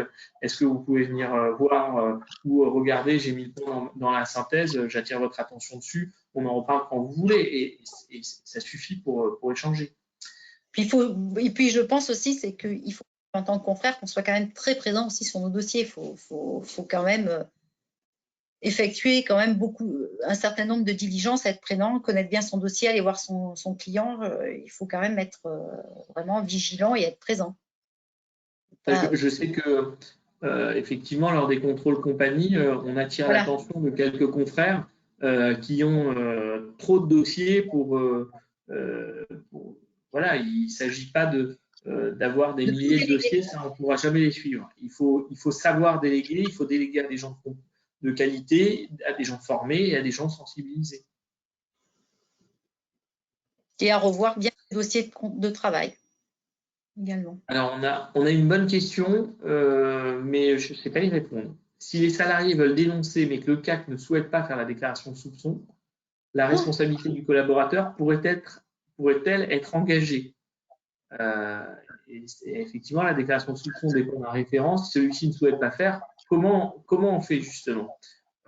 Moi, je ne sais pas. Je sais pas si j'étais collaboratrice et que j'ai un cas pareil et qui est vraiment un soupçon, je me demande si j'enverrais pas recommander à, je sais pas, mais au moins pour dégager ma responsabilité. Mais je sais pas. Tu ferais quoi, toi, Vincent? Moi, je pense que je préférerais que mon collaborateur il me le dise. Et encore une fois, moi, je vais avoir un soupçon. Si lui, il en a un, il n'y a pas de raison. Soit on arrive à le lever ensemble, le soupçon, et dans ce cas-là, pas de déclaration de soupçon. Soit il y a un soupçon qui reste, on échange avec le client sans lui dire qu'on a une déclaration de soupçon, mais en essayant de comprendre le problème. Oui. Si le problème perdure, je vais me ranger à l'avis de mon salarié, d'autant qu'on a vu que la déclaration de Tracfin, si elle est de bonne foi, elle n'a pas beaucoup de conséquences pour nous si elle est faite de bonne foi, mais que malheureusement, ou heureusement, il n'y avait pas de délit derrière. Donc voilà, moi je pense que c'est une bonne question, mais en même temps, dans un cabinet où il y a de la communication, ça ne devrait pas arriver, à mon sens. Voilà. Par contre, moi, j'ai l'impression que je ne sais pas si c'est le même confrère qui pose la même question à chaque fois avec le problème avec le collaborateur, mais je pense que s'il y a… Il y en a plusieurs. D'accord. S'il y a un problème comme ça, je pense que ça doit être fluide, l'information. C'est ce que tu dis, Vincent. Je crois qu'il doit y avoir une bonne information et un bon dialogue avec le collaborateur. Si franchement un collaborateur vient nous dire qu'il a un soupçon, je crois qu'il faut creuser. Et puis par contre, si il s'avère qu'il a un soupçon et puis que malheureusement ou malencontreusement le confrère il cautionne, je pense que le confrère doit prendre des décisions, pas le confrère, mais le collaborateur pour justement pallier à une mise en responsabilité ou mettre une petite note, je ne sais pas, mais faire quelque chose pour que lui, en tant que collaborateur, ne soit pas mis en cause. Je ne sais pas ce que tu en penses, si le confrère ne veut pas entendre. Alors, moi, je vais vous donner autre chose. J'avais je ne sais pas si c'est pas un exemple que j'ai donné mardi, mais j'avais un collaborateur qui me disait sur un centre social dont je suis commissaire aux comptes, qui me disait, oui, mais Vincent, vous avez beaucoup d'encaissement d'espèces dans ce centre. Il y avait une grosse caisse, effectivement. Les familles venaient payer des prestations partie, puisque le centre social est très subventionné, mais voilà, tiens, il y a une sortie qui est organisée à Euro Disney, donc les familles payent chacun 20 euros, par exemple. 20 euros fois 3 enfants, ça fait 60 euros. Et le collaborateur restait sur son point de vue. Il disait, oui, on est dans un centre social, dans une banlieue qui craint. Il y a du trafic de drogue juste devant le centre social. On sait bien que les familles, les grands frères sont certains, en tout cas, sont des dealers. Donc, finalement, quand ils viennent vous payer en espèces 60 euros, c'est le grand frère avec son trafic de drogue qui paye la sortie à Euro Disney des petits frères. Très bien, moi je lui ai dit très bien, mais les sommes sont insignifiantes. Les parents disposent aussi de revenus, parce que ce soit des allocations ou des salaires, ils ont aussi des revenus. Est-ce que les 60 euros ils viennent du frère? Moi, je n'ai pas moyen d'aller le vérifier. Et encore une fois, on est sur des montants insignifiants. Même s'il y avait 50 personnes qui partaient à Disney, ça ne fait pas grand-chose. Donc, mon collaborateur est resté sur son point de vue. Moi, je n'ai pas fait de déclaration de TRACFIN, parce que je considérais que ce n'était pas de mon ressort. Et du coup, j'ai dit, écoute, si ça te convient, on va mettre dans la synthèse, on va mettre c'est Madame X, collaboratrice, considère qu'il y a blanchiment. Voilà. Donc j'ai laissé faire, j'ai écrit ça et à la fin j'ai signé la synthèse, comme ça elle a été couverte. Ça peut être voilà. Et quelqu'un nous confirme ça. Je pense que le collaborateur doit formaliser par écrit son soupçon à son patron pour se désengager de sa responsabilité. Bah, c'est exactement ça, même un mail à son patron en disant écoutez, je ne suis pas d'accord avec vous, moi j'aurais fait une déclaration de soupçon, il l'imprime, il le met chez lui, et si on vient le chercher, il dit attendez, moi je lui ai signalé. Hein. Donc voilà. C'est un peu ce que je te disais, oui. Alors, tiens, on nous demande aussi d'autres choses. Bon, quel est le recours si le CAC ne veut pas? Seules les personnes habilitées peuvent déclarer à TRACFIN. Comment le collaborateur peut-il être recherché alors qu'il n'est pas CAC inscrit? Je vous assure que s'il y a une enquête, tout le cabinet et voilà, quand vous avez la brigade financière qui arrive dans un cabinet, c'est des cow-boys. Tout le monde doit poser ses mains sur le bureau et rien ne se passe. J'ai vécu, j'étais pas patron. J'étais pas patron, mais ça se passe comme ça. Quand il y a la brigade financière qui arrive avec un dossier risqué, on pose les mains. On nous demande aussi les écoles privées où sont payées en liquide 500 euros le trimestre. Ben, là, vous avez raison. Là, ça commence à être des sommes. Mais ensuite, est-ce que c'est suffisant pour se dire, tiens, voilà, c'est à vous de voir si effectivement toutes les familles payent en espèces. C'est peut-être, ça commence, mais enfin, individuellement, les montants qui sont blanchis, c'est 500 euros par famille, ou même s'il y a 3 enfants, c'est 1500 euros. Alors, 1500 euros par trimestre fois 4, on n'arrive pas dans des délits qui sont privatifs d'un an de prison, je crois, enfin de choses comme tu as lu tout à l'heure le texte. Oui, et puis de toute façon, c'est aussi son jugement professionnel. Je veux dire, je pense qu'il faut que, voilà, on se pose et puis qu'on prenne en compte son jugement professionnel. Alors, ensuite, qu'en est-il du blanchiment de fraude fiscale? Bon, ben, là, clairement, si vous avez un client, vous vous rendez compte qu'il fait une provision un petit peu supérieure au montant en risque. Hein, vous avez, je ne sais pas, une demande d'un salarié au prud'homme pour 40 000 euros et le client, il provisionne 80 000. On va se dire, bah, tiens, c'est quand même, oui, effectivement, c'est de la fraude fiscale puisque il sort du résultat 40 000 euros. Hein, qui ne sont pas soumis à l'impôt société puisqu'il est en bénéfice. 40 000 euros, ça fait un risque de 10 000 euros. Je ne suis pas sûr qu'il faille faire une déclaration de soupçon. C'est peut-être plus en lettre d'affirmation en tant que CAC. Moi, je lui ferai inscrire que je ne suis pas d'accord avec sa provision. Voilà, éventuellement. Mais je pense qu'on ne parle pas de blanchiment si le montant est faible. Par contre, si le montant est très important, pourquoi pas? On nous dit aussi, je réponds comme ça en direct, Frédéric, si tu veux réagir. Hein. Bon, je pense qu'au cas de tout à l'heure, s'il y a de la fraude fiscale, par contre, je pense qu'il y a une révélation chez le procureur. Ah oui, non, mais ça, c'est autre chose. On parle ici 96 05. Voilà. Non, mais voilà, je veux dire, voilà, il n'y a peut-être pas, mais je pense qu'il y a quand même une révélation chez le procureur à faire. Fraude fiscale. Tout à fait. On nous demande aussi dans le secteur de l'achat, de vente de montres de luxe d'occasion, l'activité même est susceptible de se traduire en soupçon. On fait quoi? Alors là, moi je trouve que là c'est un bon exemple que tu as donné tout à l'heure. Hein, Frédéric, tu parlais aussi du secteur du luxe dans l'exemple que tu as cité. Oui, puis il y a des montants d'espèces justement en fonction de certains montants des étrangers et tout. Ils n'ont pas le même montant de l'espèce à… Je crois que les Français, enfin les résidents fiscaux français, c'est 1 000 €. Les étrangers, aujourd'hui, c'est descendu, mais c'est 5 000 € je crois. Oui, c'est ça à peu près. Ouais. Donc, si vous voyez des mouvements dans la caisse supérieurs à 5 000 €, déjà, c'est pas bon. Quelqu'un qui vend sa montre, on doit le régler par virement, par exemple. Le vendeur, il lui achète bien la montre, donc il doit la payer par virement. Enfin, effectivement, s'il y a des manquements répétés, à un moment, ça peut correspondre tout à fait à du blanchiment, hein, parce que oui. le même vendeur qui est un particulier qui amène 3 montres de luxe par mois, c'est peut-être pas terrible. Sachant qu'au jour d'aujourd'hui, il y a beaucoup de trafic de montres en région parisienne avec des vols à l'arraché, qui se revend justement dans un circuit beaucoup moins cher. Ah ouais, on me dit 15 000 € a priori pour les résidents étrangers. Je crois que c'était passé à 5 000, mais peut-être c'est 15 000 toujours. Vous avez raison, là, j'ai un doute. Merci de votre précision. Ce sera 15 000 € a priori pour les résidents étrangers. Ça se trouve en 2 secondes sur Internet, mais de tête, j'avais moins. Alors, on nous dit aussi test de cheminement à l'achat auprès du livre de police avec CNI à l'appui et à la vente. Oui, effectivement, les livres de police, ça peut être aussi des bonnes choses. Tout le monde n'en a pas.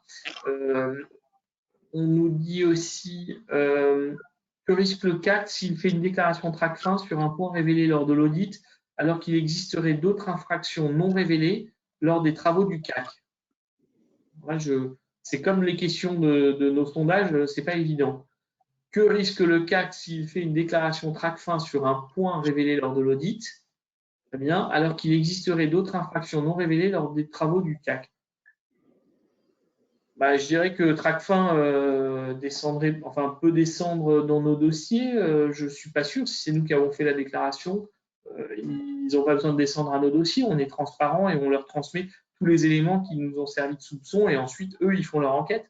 Donc, voilà. Est-ce qu'il y a d'autres éléments? Je pense qu'il faut agrémenter en permanence, rajouter toutes les infractions qu'on a connaissance. Tous les soupçons. Alors, on va continuer un petit peu. Justement, on va donner quelques exemples. En pratique, que faut-il déclarer? Alors, on a des critères qui sont donnés par un article du Code monétaire et financier. Ces critères, vous allez voir, il y en a auxquels on pense, d'autres auxquels on pense moins. L'utilisation de sociétés écrans. C'est vrai que quand vous arrivez dans un groupe et que vous voyez des sociétés dans tous les sens, voilà. Si l'activité n'est pas cohérente avec l'objet social ou qui ont des sièges sociaux dans un état un petit peu bizarre, qui n'ont pas adhéré, par exemple, aux demandes de renseignement de demande ou à l'adresse privée d'un des bénéficiaires de l'opération suspecte ou chez un domiciliataire au sens de l'article, ça déjà, pour moi, ça peut être un soupçon. Un groupe avec des sociétés dans tous les sens et dont certaines sont immatriculées dans des pays un petit peu exotiques, on va dire, c'est étonnant, surtout si on ne comprend pas le lien, puisque, par exemple, vous n'avez pas d'activité commerciale avec ces pays-là. Il faut comprendre. Alors ensuite, la réalisation d'opérations financières par des sociétés dans lesquelles sont intervenus des changements statutaires fréquents non justifiés par la situation économique de l'entreprise. Effectivement, des dirigeants qui changent tous les 4 matins, c'est quand même des choses bizarres. Et puis, on voit des grosses opérations financières dans ces sociétés-là. Ça doit déclencher un soupçon. Ensuite, recours à l'interposition de personnes physiques n'intervenant qu'en apparence pour le compte de sociétés ou de particuliers impliqués dans des opérations financières. Alors effectivement, ça peut être, on appelle ça des hommes de paille aussi. On ne sait pas de qui il s'agit alors qu'on connaît le dirigeant et pourtant il y a quelqu'un d'autre qui intervient sur certaines opérations ou dans certaines sociétés. Ça doit éveiller en tout cas notre soupçon. Et si on ne comprend pas, et si les montants sont significatifs, etc., c'est une déclaration de soupçon. Alors ensuite, on a réalisation d'opérations financières incohérentes au regard des activités habituelles de l'entreprise ou d'opérations suspectes dans des secteurs sensibles aux fraudes à la TVA de type carrousel, tels que les secteurs de l'informatique, de la téléphonie, du matériel électronique, du matériel électroménager, de la hi-fi et de la vidéo. Bon, ça, on en a tous entendu parler, en tout cas dans la presse. Donc, effectivement, dès lors que vous avez le moindre doute sur ce genre de choses, ça peut cacher des montagnes de blanchiment et autres, hein, voire de financement de terrorisme cette fois-ci. Et on sait, il y avait un petit reportage là, il y a quelques jours, j'ai regardé les extraits, mais enfin, il y a des juges d'un bon niveau, hein, Van Ruijbeek, pour ne pas le citer, qui est quand même dans toutes les opérations financières depuis quelques années, enfin dans beaucoup, qui ne doit pas être le dernier des imbéciles, qui dit sur les fraudes au quota là, au quota de CO2, il dit mais on a eu beaucoup de mal à comprendre un petit peu comment c'était organisé. Vous, si vous êtes sollicité sur effectivement des sociétés de ce type avec ce type d'activité, il faut tout de suite se poser des questions, il faut être attentif, il faut être vigilant et évidemment prendre toutes les mesures nécessaires, adapter à la fois son audit ou sa mission d'expertise comptable et à la fois adapter aussi les mesures en termes de récupération des pièces d'identité, des bénéficiaires effectifs, etc. Bien comprendre l'activité, bien comprendre l'organigramme tant juridique des sociétés de groupe que l'organigramme fonctionnel qui fait quoi dans les sociétés et pourquoi il y a autant de personnes qui interviennent, etc. Alors, d'autres exemples qui sont toujours définis par le Code monétaire et financier, une progression forte et inexpliquée sur une courte période de sommes créditées sur les comptes nouvellement ouverts ou jusque-là peu actifs ou inactifs, liés le cas échéant à une augmentation importante du nombre et du volume des opérations ou au recours à des sociétés en sommeil ou peu actives dans lesquelles on peut intervenir des changements statutaires récents. Bon, là, on est typiquement dans le truc un petit peu louche. Hein. D'abord, une augmentation de sommes importantes, des comptes qui sont nouveaux dans la société ou qui existaient mais qu'on n'utilisait pas, parfois en devise, pourquoi pas. Enfin voilà. Donc, et puis même si c'est une augmentation du nombre des opérations, il faut comprendre. Vous pouvez très bien avoir des opérations. Enfin, un client, moi j'ai un client qui est passé de 200 000 euros je ne sais pas combien il va faire là, cette année, il m'a dit 5 millions d'euros il va faire. Effectivement, c'est quelque chose, c'est de l'achat-revente, j'ai voulu comprendre, j'ai compris pourquoi l'année dernière il a fait que 200 000, mais c'était logique, c'était un peu le Covid, et puis aussi parce qu'il a changé de braquet, et désormais c'est plus tout à fait les mêmes clients, et sa marge est changée, mais il nous explique tout, il a les pièces pour tout, etc. Donc bon, je dis ok, il n'y a pas de blanchiment pour autant. Mais il faut comprendre, il faut analyser. Et en tout cas, ça doit vous mettre la puce à l'oreille. Constatation d'anomalies dans les factures ou les bons de commande lorsqu'ils sont présentés comme justification des opérations financières, telles que l'absence du numéro d'immatriculation au registre du commerce des sociétés, du numéro SIREN, du numéro de TVA, du numéro de facture, d'adresse ou de date. Moi, c'est quelque chose que j'ai appris à mes collaborateurs. En audit, quand on valide une facture, on regarde 5-6 éléments minimum, on les surligne en jaune, on prend un stabilo quand on était en papier, quand maintenant on fonctionne en démat, on peut surligner aussi sur un PDF, et ça fait partie des choses importantes. Hein. Évidemment, les numéros d'immatriculation au registre du commerce, vous savez, ces factures qui sont sans, c'est toujours étonnant et il faut comprendre. Ces factures où il n'y a pas trop d'adresses, où les numéros de facture sont inexistants, etc. C'est des choses qu'on doit regarder, tout comme la mention facture, tout comme le montant, la présence de TVA ou non, etc. Donc, ça doit mettre la puce à l'oreille. Ensuite, autre cas, le recours inexpliqué à des comptes utilisés comme des comptes de passage ou des comptes par lesquels transitent de multiples opérations, tant au débit qu'au crédit, alors que les soldes des comptes sont souvent proches de zéro.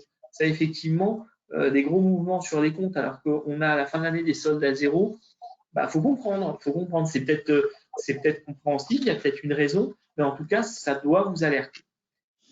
Alors, retrait fréquent d'espèces d'un compte professionnel ou leur dépôt sur un tel compte non justifié par le niveau ou la nature de l'activité économique, là aussi, évidemment, ça peut trahir quelque chose. Donc, comprendre. Il faut surtout échanger avec le client et comprendre, je pense que c'est indispensable. Frédéric, c'est bon pour toi? Très bien, oui. OK. Alors, on va attaquer le sondage suivant avec trois questions. Alors, la première, on peut peut-être la lancer. Voilà, elle est lancée. Je viens de faire ma 50e déclaration de soupçon. Je réunis tous les collaborateurs et mes associés pour fêter cette performance et leur expliquer le contexte. Est-ce que ça, on peut? Est-ce que c'est possible ou on ne doit pas le faire? Voilà. Est-ce que c'est possible ou impossible? Voilà, je crois que là, les gens répondent bien. Hein. On est à 2/3 de réponse. Voilà, les 3/4 sont atteints. Voilà, ça y est. Allez, on attend encore quelques instants. Voilà, c'est bon. Je pense qu'on va laisser. C'est une question relativement facile. Il y a même quelqu'un qui me répond en direct. Elle est rigolote, votre question. Bon, c'est suit la formation. Bon, évidemment, hein, c'est non. Vous avez répondu à 97% non. C'est évidemment non. Ça doit être discret, justement. Ça doit être secret. Donc, encore moins la 50e. Voilà. OK. Ensuite, la question suivante. Alors, c'est une question à choix multiple de mémoire. Je pense faire une déclaration de soupçon. Et là, vous devez dire avec qui vous pouvez en parler. Je pense faire une déclaration de soupçon. Est-ce qu'on peut en parler avec l'expert comptable du dossier, l'avocat du dossier, le DAF? Est-ce qu'on peut en parler avec l'expert, l'avocat, le DAF?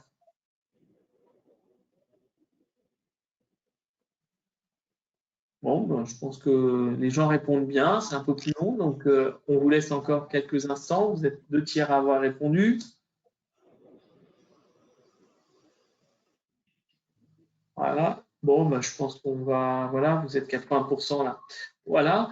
Alors, vous êtes 76% à avoir répondu l'expert comptable. Bien évidemment, l'expert comptable, on le sait, on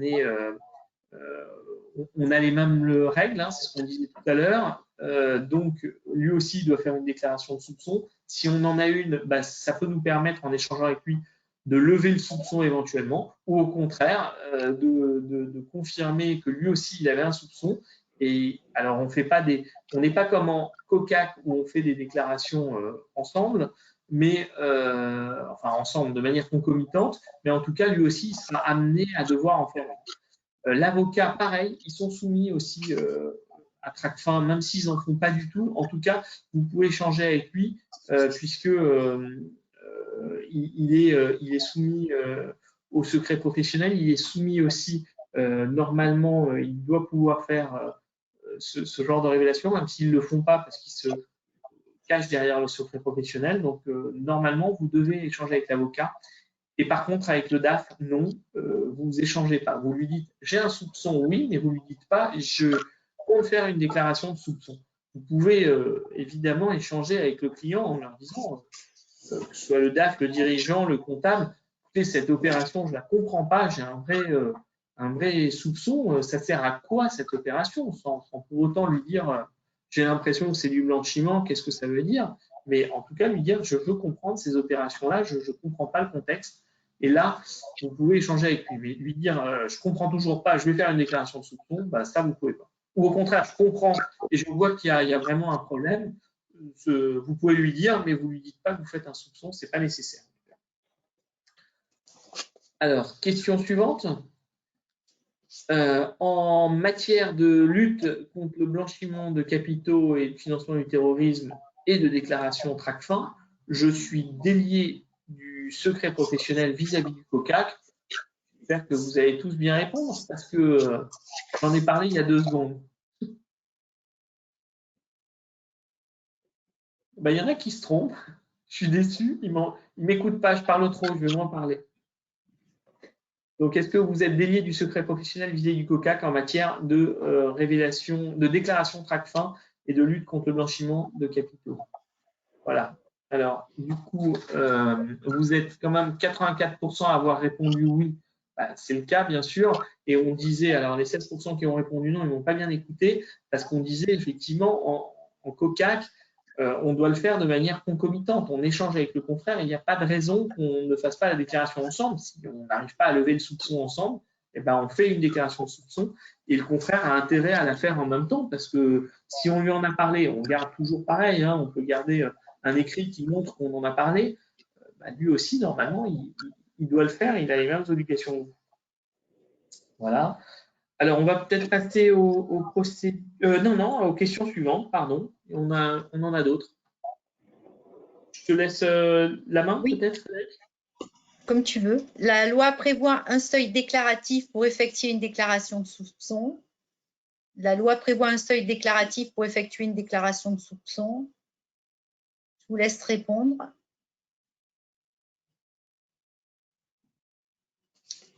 Vous êtes 75% à avoir voté, 80%. En définitive, la réponse est faux, il n'y a pas de seuil pour faire une déclaration de soupçon et vous êtes 70% à avoir répondu non. Question suivante.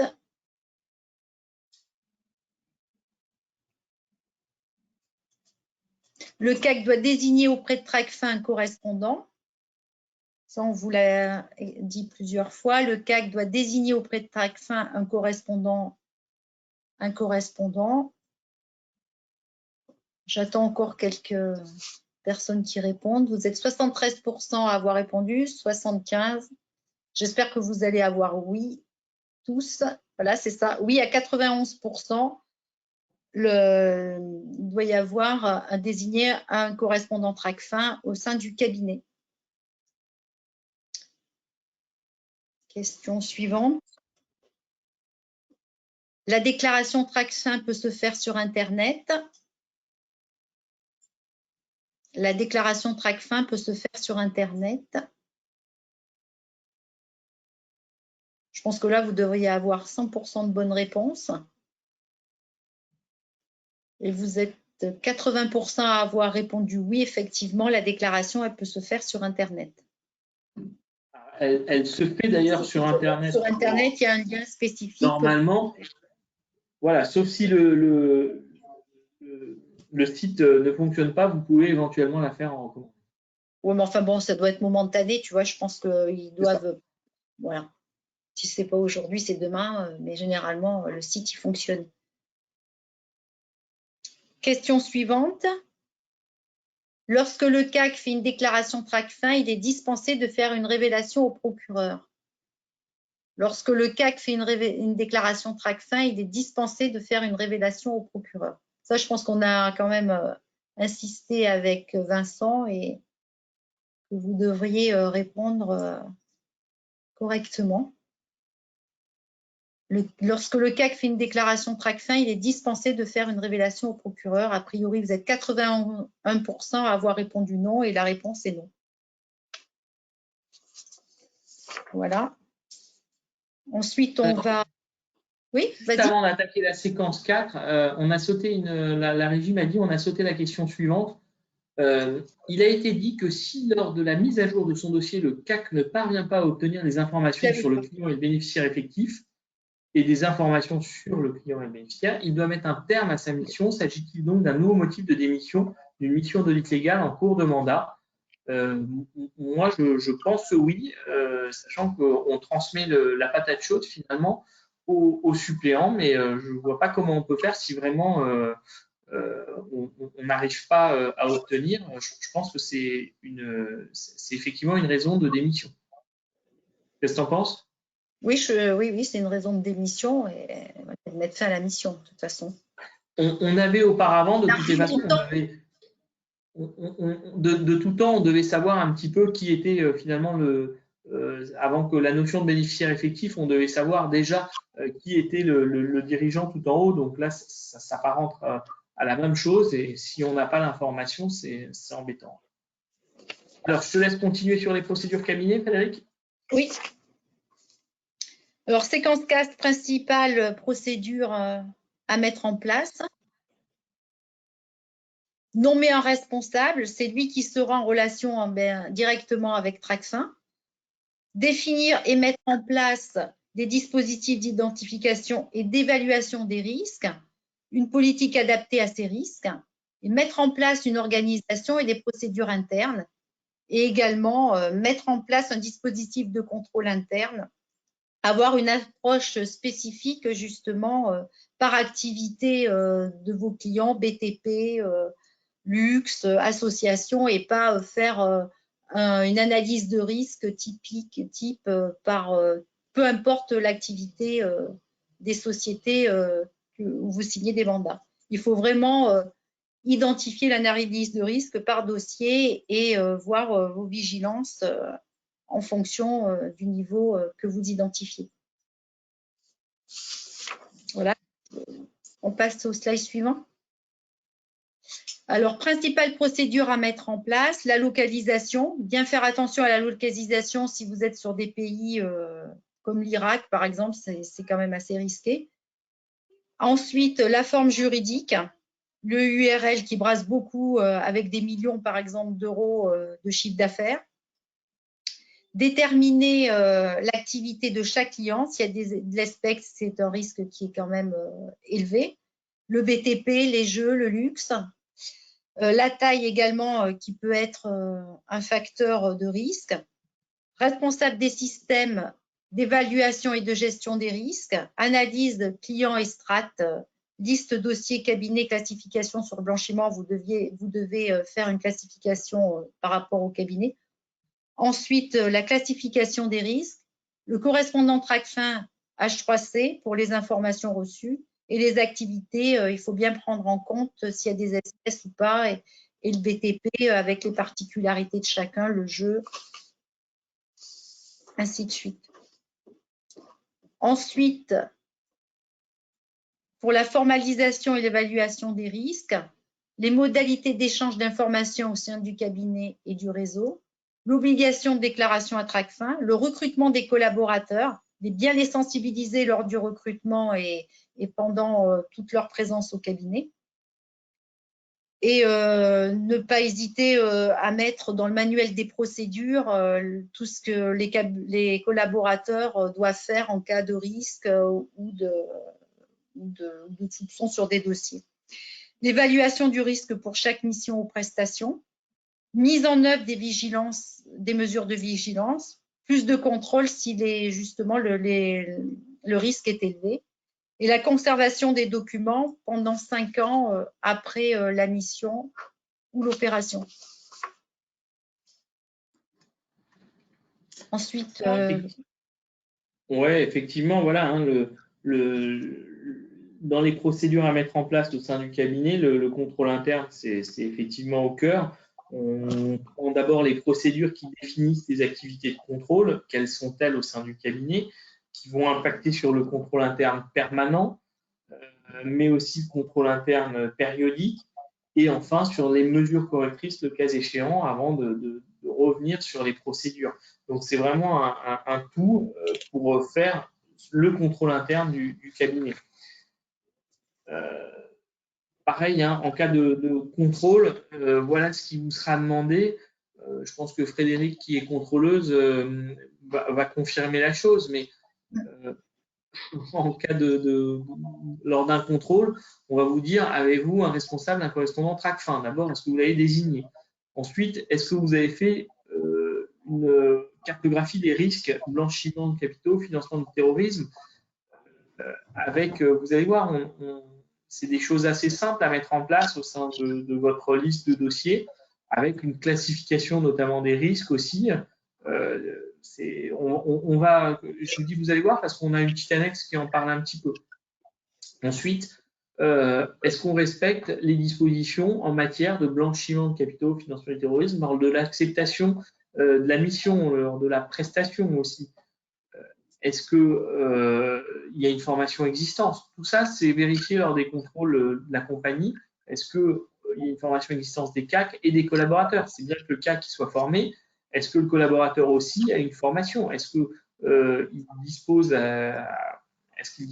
d'un accès à des sites aussi, en plus de formation, à des sites de données? Est-ce qu'il est formé régulièrement? Est-ce que tout le monde est sensibilisé? Toujours pareil. Cohérence, forcément, on va évaluer les risques réalisés avec les caractéristiques des mandats. Donc, c'est le petit tableau qu'on va vous montrer. Et voilà, tout ça pour respecter finalement les obligations liées à l'application de la NEP 9605. Donc, c'est vraiment un tout qui fonctionne, même en cas de contrôle. Vous allez voir que le contrôle, il est toujours finalement orienté sur ces sujets-là, et en respectant aussi cette NEP, vous vous mettez bien pour les contrôles.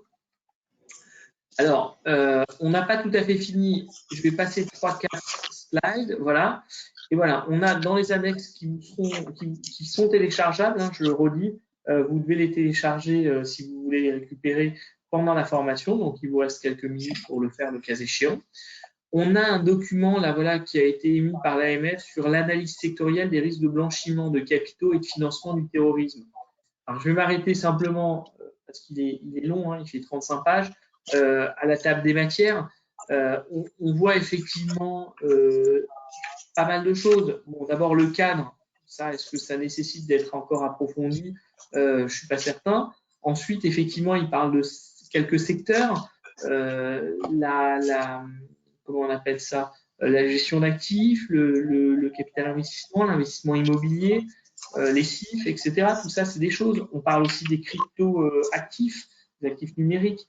Donc, toutes ces choses, elles sont déjà présentées un petit peu par l'AMF. Donc, voilà, c'est de ça dont cela parle. Là, par exemple, vous allez voir aussi des petits graphiques qui sont assez intéressants pour se dire, tiens, quelle est la menace, quelle est la vulnérabilité, ça donne le risque global. On a un autre aussi, petit schéma un petit peu plus loin. On a des exemples avec, par exemple, une affaire qui concerne un CIF. Ensuite, on a aussi les menaces identifiées au niveau européen. Là, au milieu de la page, vous pouvez voir le Brexit, les nouvelles technologies, la FinTech, etc., les monnaies virtuelles, les différences législatives entre les États membres. Il ne s'agit pas pour une entité de se glisser entre les deux. Les divergences dans les pratiques de supervision, les faiblesses des dispositifs de contrôle interne, etc., le financement du terrorisme, j'en parle pas, voilà. On continue. Bon, voilà. Donc, ce document, il est assez complet. Vous voyez, il vous dit gestion d'instruments financiers, on peut classer le risque selon la vulnérabilité, la menace. Donc là, on l'a classé comme faible, par exemple. Voilà. Et ça parle de pas mal de choses. Le capital investissement, c'est modéré. La gestion immobilière, c'est modéré. Ça veut dire que c'est pas faible. Bon, voilà. Je vais passer très vite. Voilà. On arrive maintenant à un document émis par Tracfin. Frédéric, si tu veux le présenter. Oui, on avait justement mis cette annexe parce qu'on trouvait qu'elle était intéressante pour vous montrer les typologies de Tracfin avec le placement introduire dans le système financier d'un pays des fonds provenant d'opérations. C'est ni plus ni moins que la lessiveuse, comme on dit vulgairement. L'empilage, brouiller les pistes et puis l'intégration, investir les fonds. Et il y avait aussi quelque chose pour mémoire. Tracfin est destinataire exclusif des déclarations de soupçons adressées par les professionnels assujettis qui ont identifié des sommes dont ils savent, soupçonnent ou ont de bonnes raisons de soupçonner, là il rappelle, qu'elles proviennent d'une infraction passive d'une privative de liberté. Et également, il y avait aussi dans le cadre en ce moment de toutes les fraudes qu'il y a au chômage partiel. Et justement, il y avait un article de Tracfin sur tout ce qui était toutes les fraudes au chômage partiel. Il y a une cellule spécifique antifraude qui a été mise en place au niveau de Bercy. Et vous Alors, oui, pardon, Frédéric. Non, je voulais dire simplement qu'ils retrouveraient tous ces éléments dans le support. Voilà. On nous demande aussi comment classer une activité de ferrailleur. Vous avez raison, les ferrailleurs, c'est connu comme étant effectivement un secteur à risque. Maintenant, tout dépend des procédures qui sont mises en place, de son appartenance éventuelle à un groupe, de l'existence de procédures en interne pour éviter certains abus, etc. Donc, c'est vraiment à analyser au cas par cas. On nous demande aussi comment télécharger cette formation. Donc, je le répète, dans le petit onglet que vous avez, GoToWebinar, vous avez normalement documents à distribuer 2. Et donc, vous cliquez dessus et ce sont les 2 PDF des slides de ces 2 journées. Alors, à moi de présenter cette grille de classification des risques, parce que le temps tourne et on a répondu à pas mal de questions en direct, donc on n'en aura pas trop, je pense, à la fin. Cette grille de classification, elle est très simple à mettre en place. Hein. Frédéric en est l'auteur. Et effectivement, ça permet de regarder tous ces mandats en une seule vue. C'est un fichier Excel très simple qui distingue pas mal de critères pour éventuellement classifier en risque faible ou risque élevé, pardon, puisque ce ne sont plus que les 2 possibilités. Comment on appelle ça, le dossier. Donc, vous voyez que vous avez des caractéristiques liées à l'entité, donc sa taille, sa localisation, par exemple, son activité, des caractéristiques liées au bénéficiaire effectif, les caractéristiques, alors toujours pareil, hein, aussi la localisation du bénéficiaire effectif, c'est différent de la location de l'entité. Les caractéristiques liées aux opérations, est-ce que ce sont des particulièrement complexes? Est-ce que c'est inhabituellement élevé? Est-ce que c'est non justifié économiquement? Vous voyez, vous pouvez classer un petit peu vos dossiers selon qu'il existe ou non de telles opérations. Et forcément, vous concluez finalement sur le risque du dossier et ça vous permet de classer le dossier en risque élevé ou risque faible et adapter ensuite vos diligences. Oui, vous pourrez avoir ce poly. Bon, la version Excel, c'est vraiment 10 colonnes. Et le poly, encore une fois, c'est les annexes de nos slides. Ils y sont.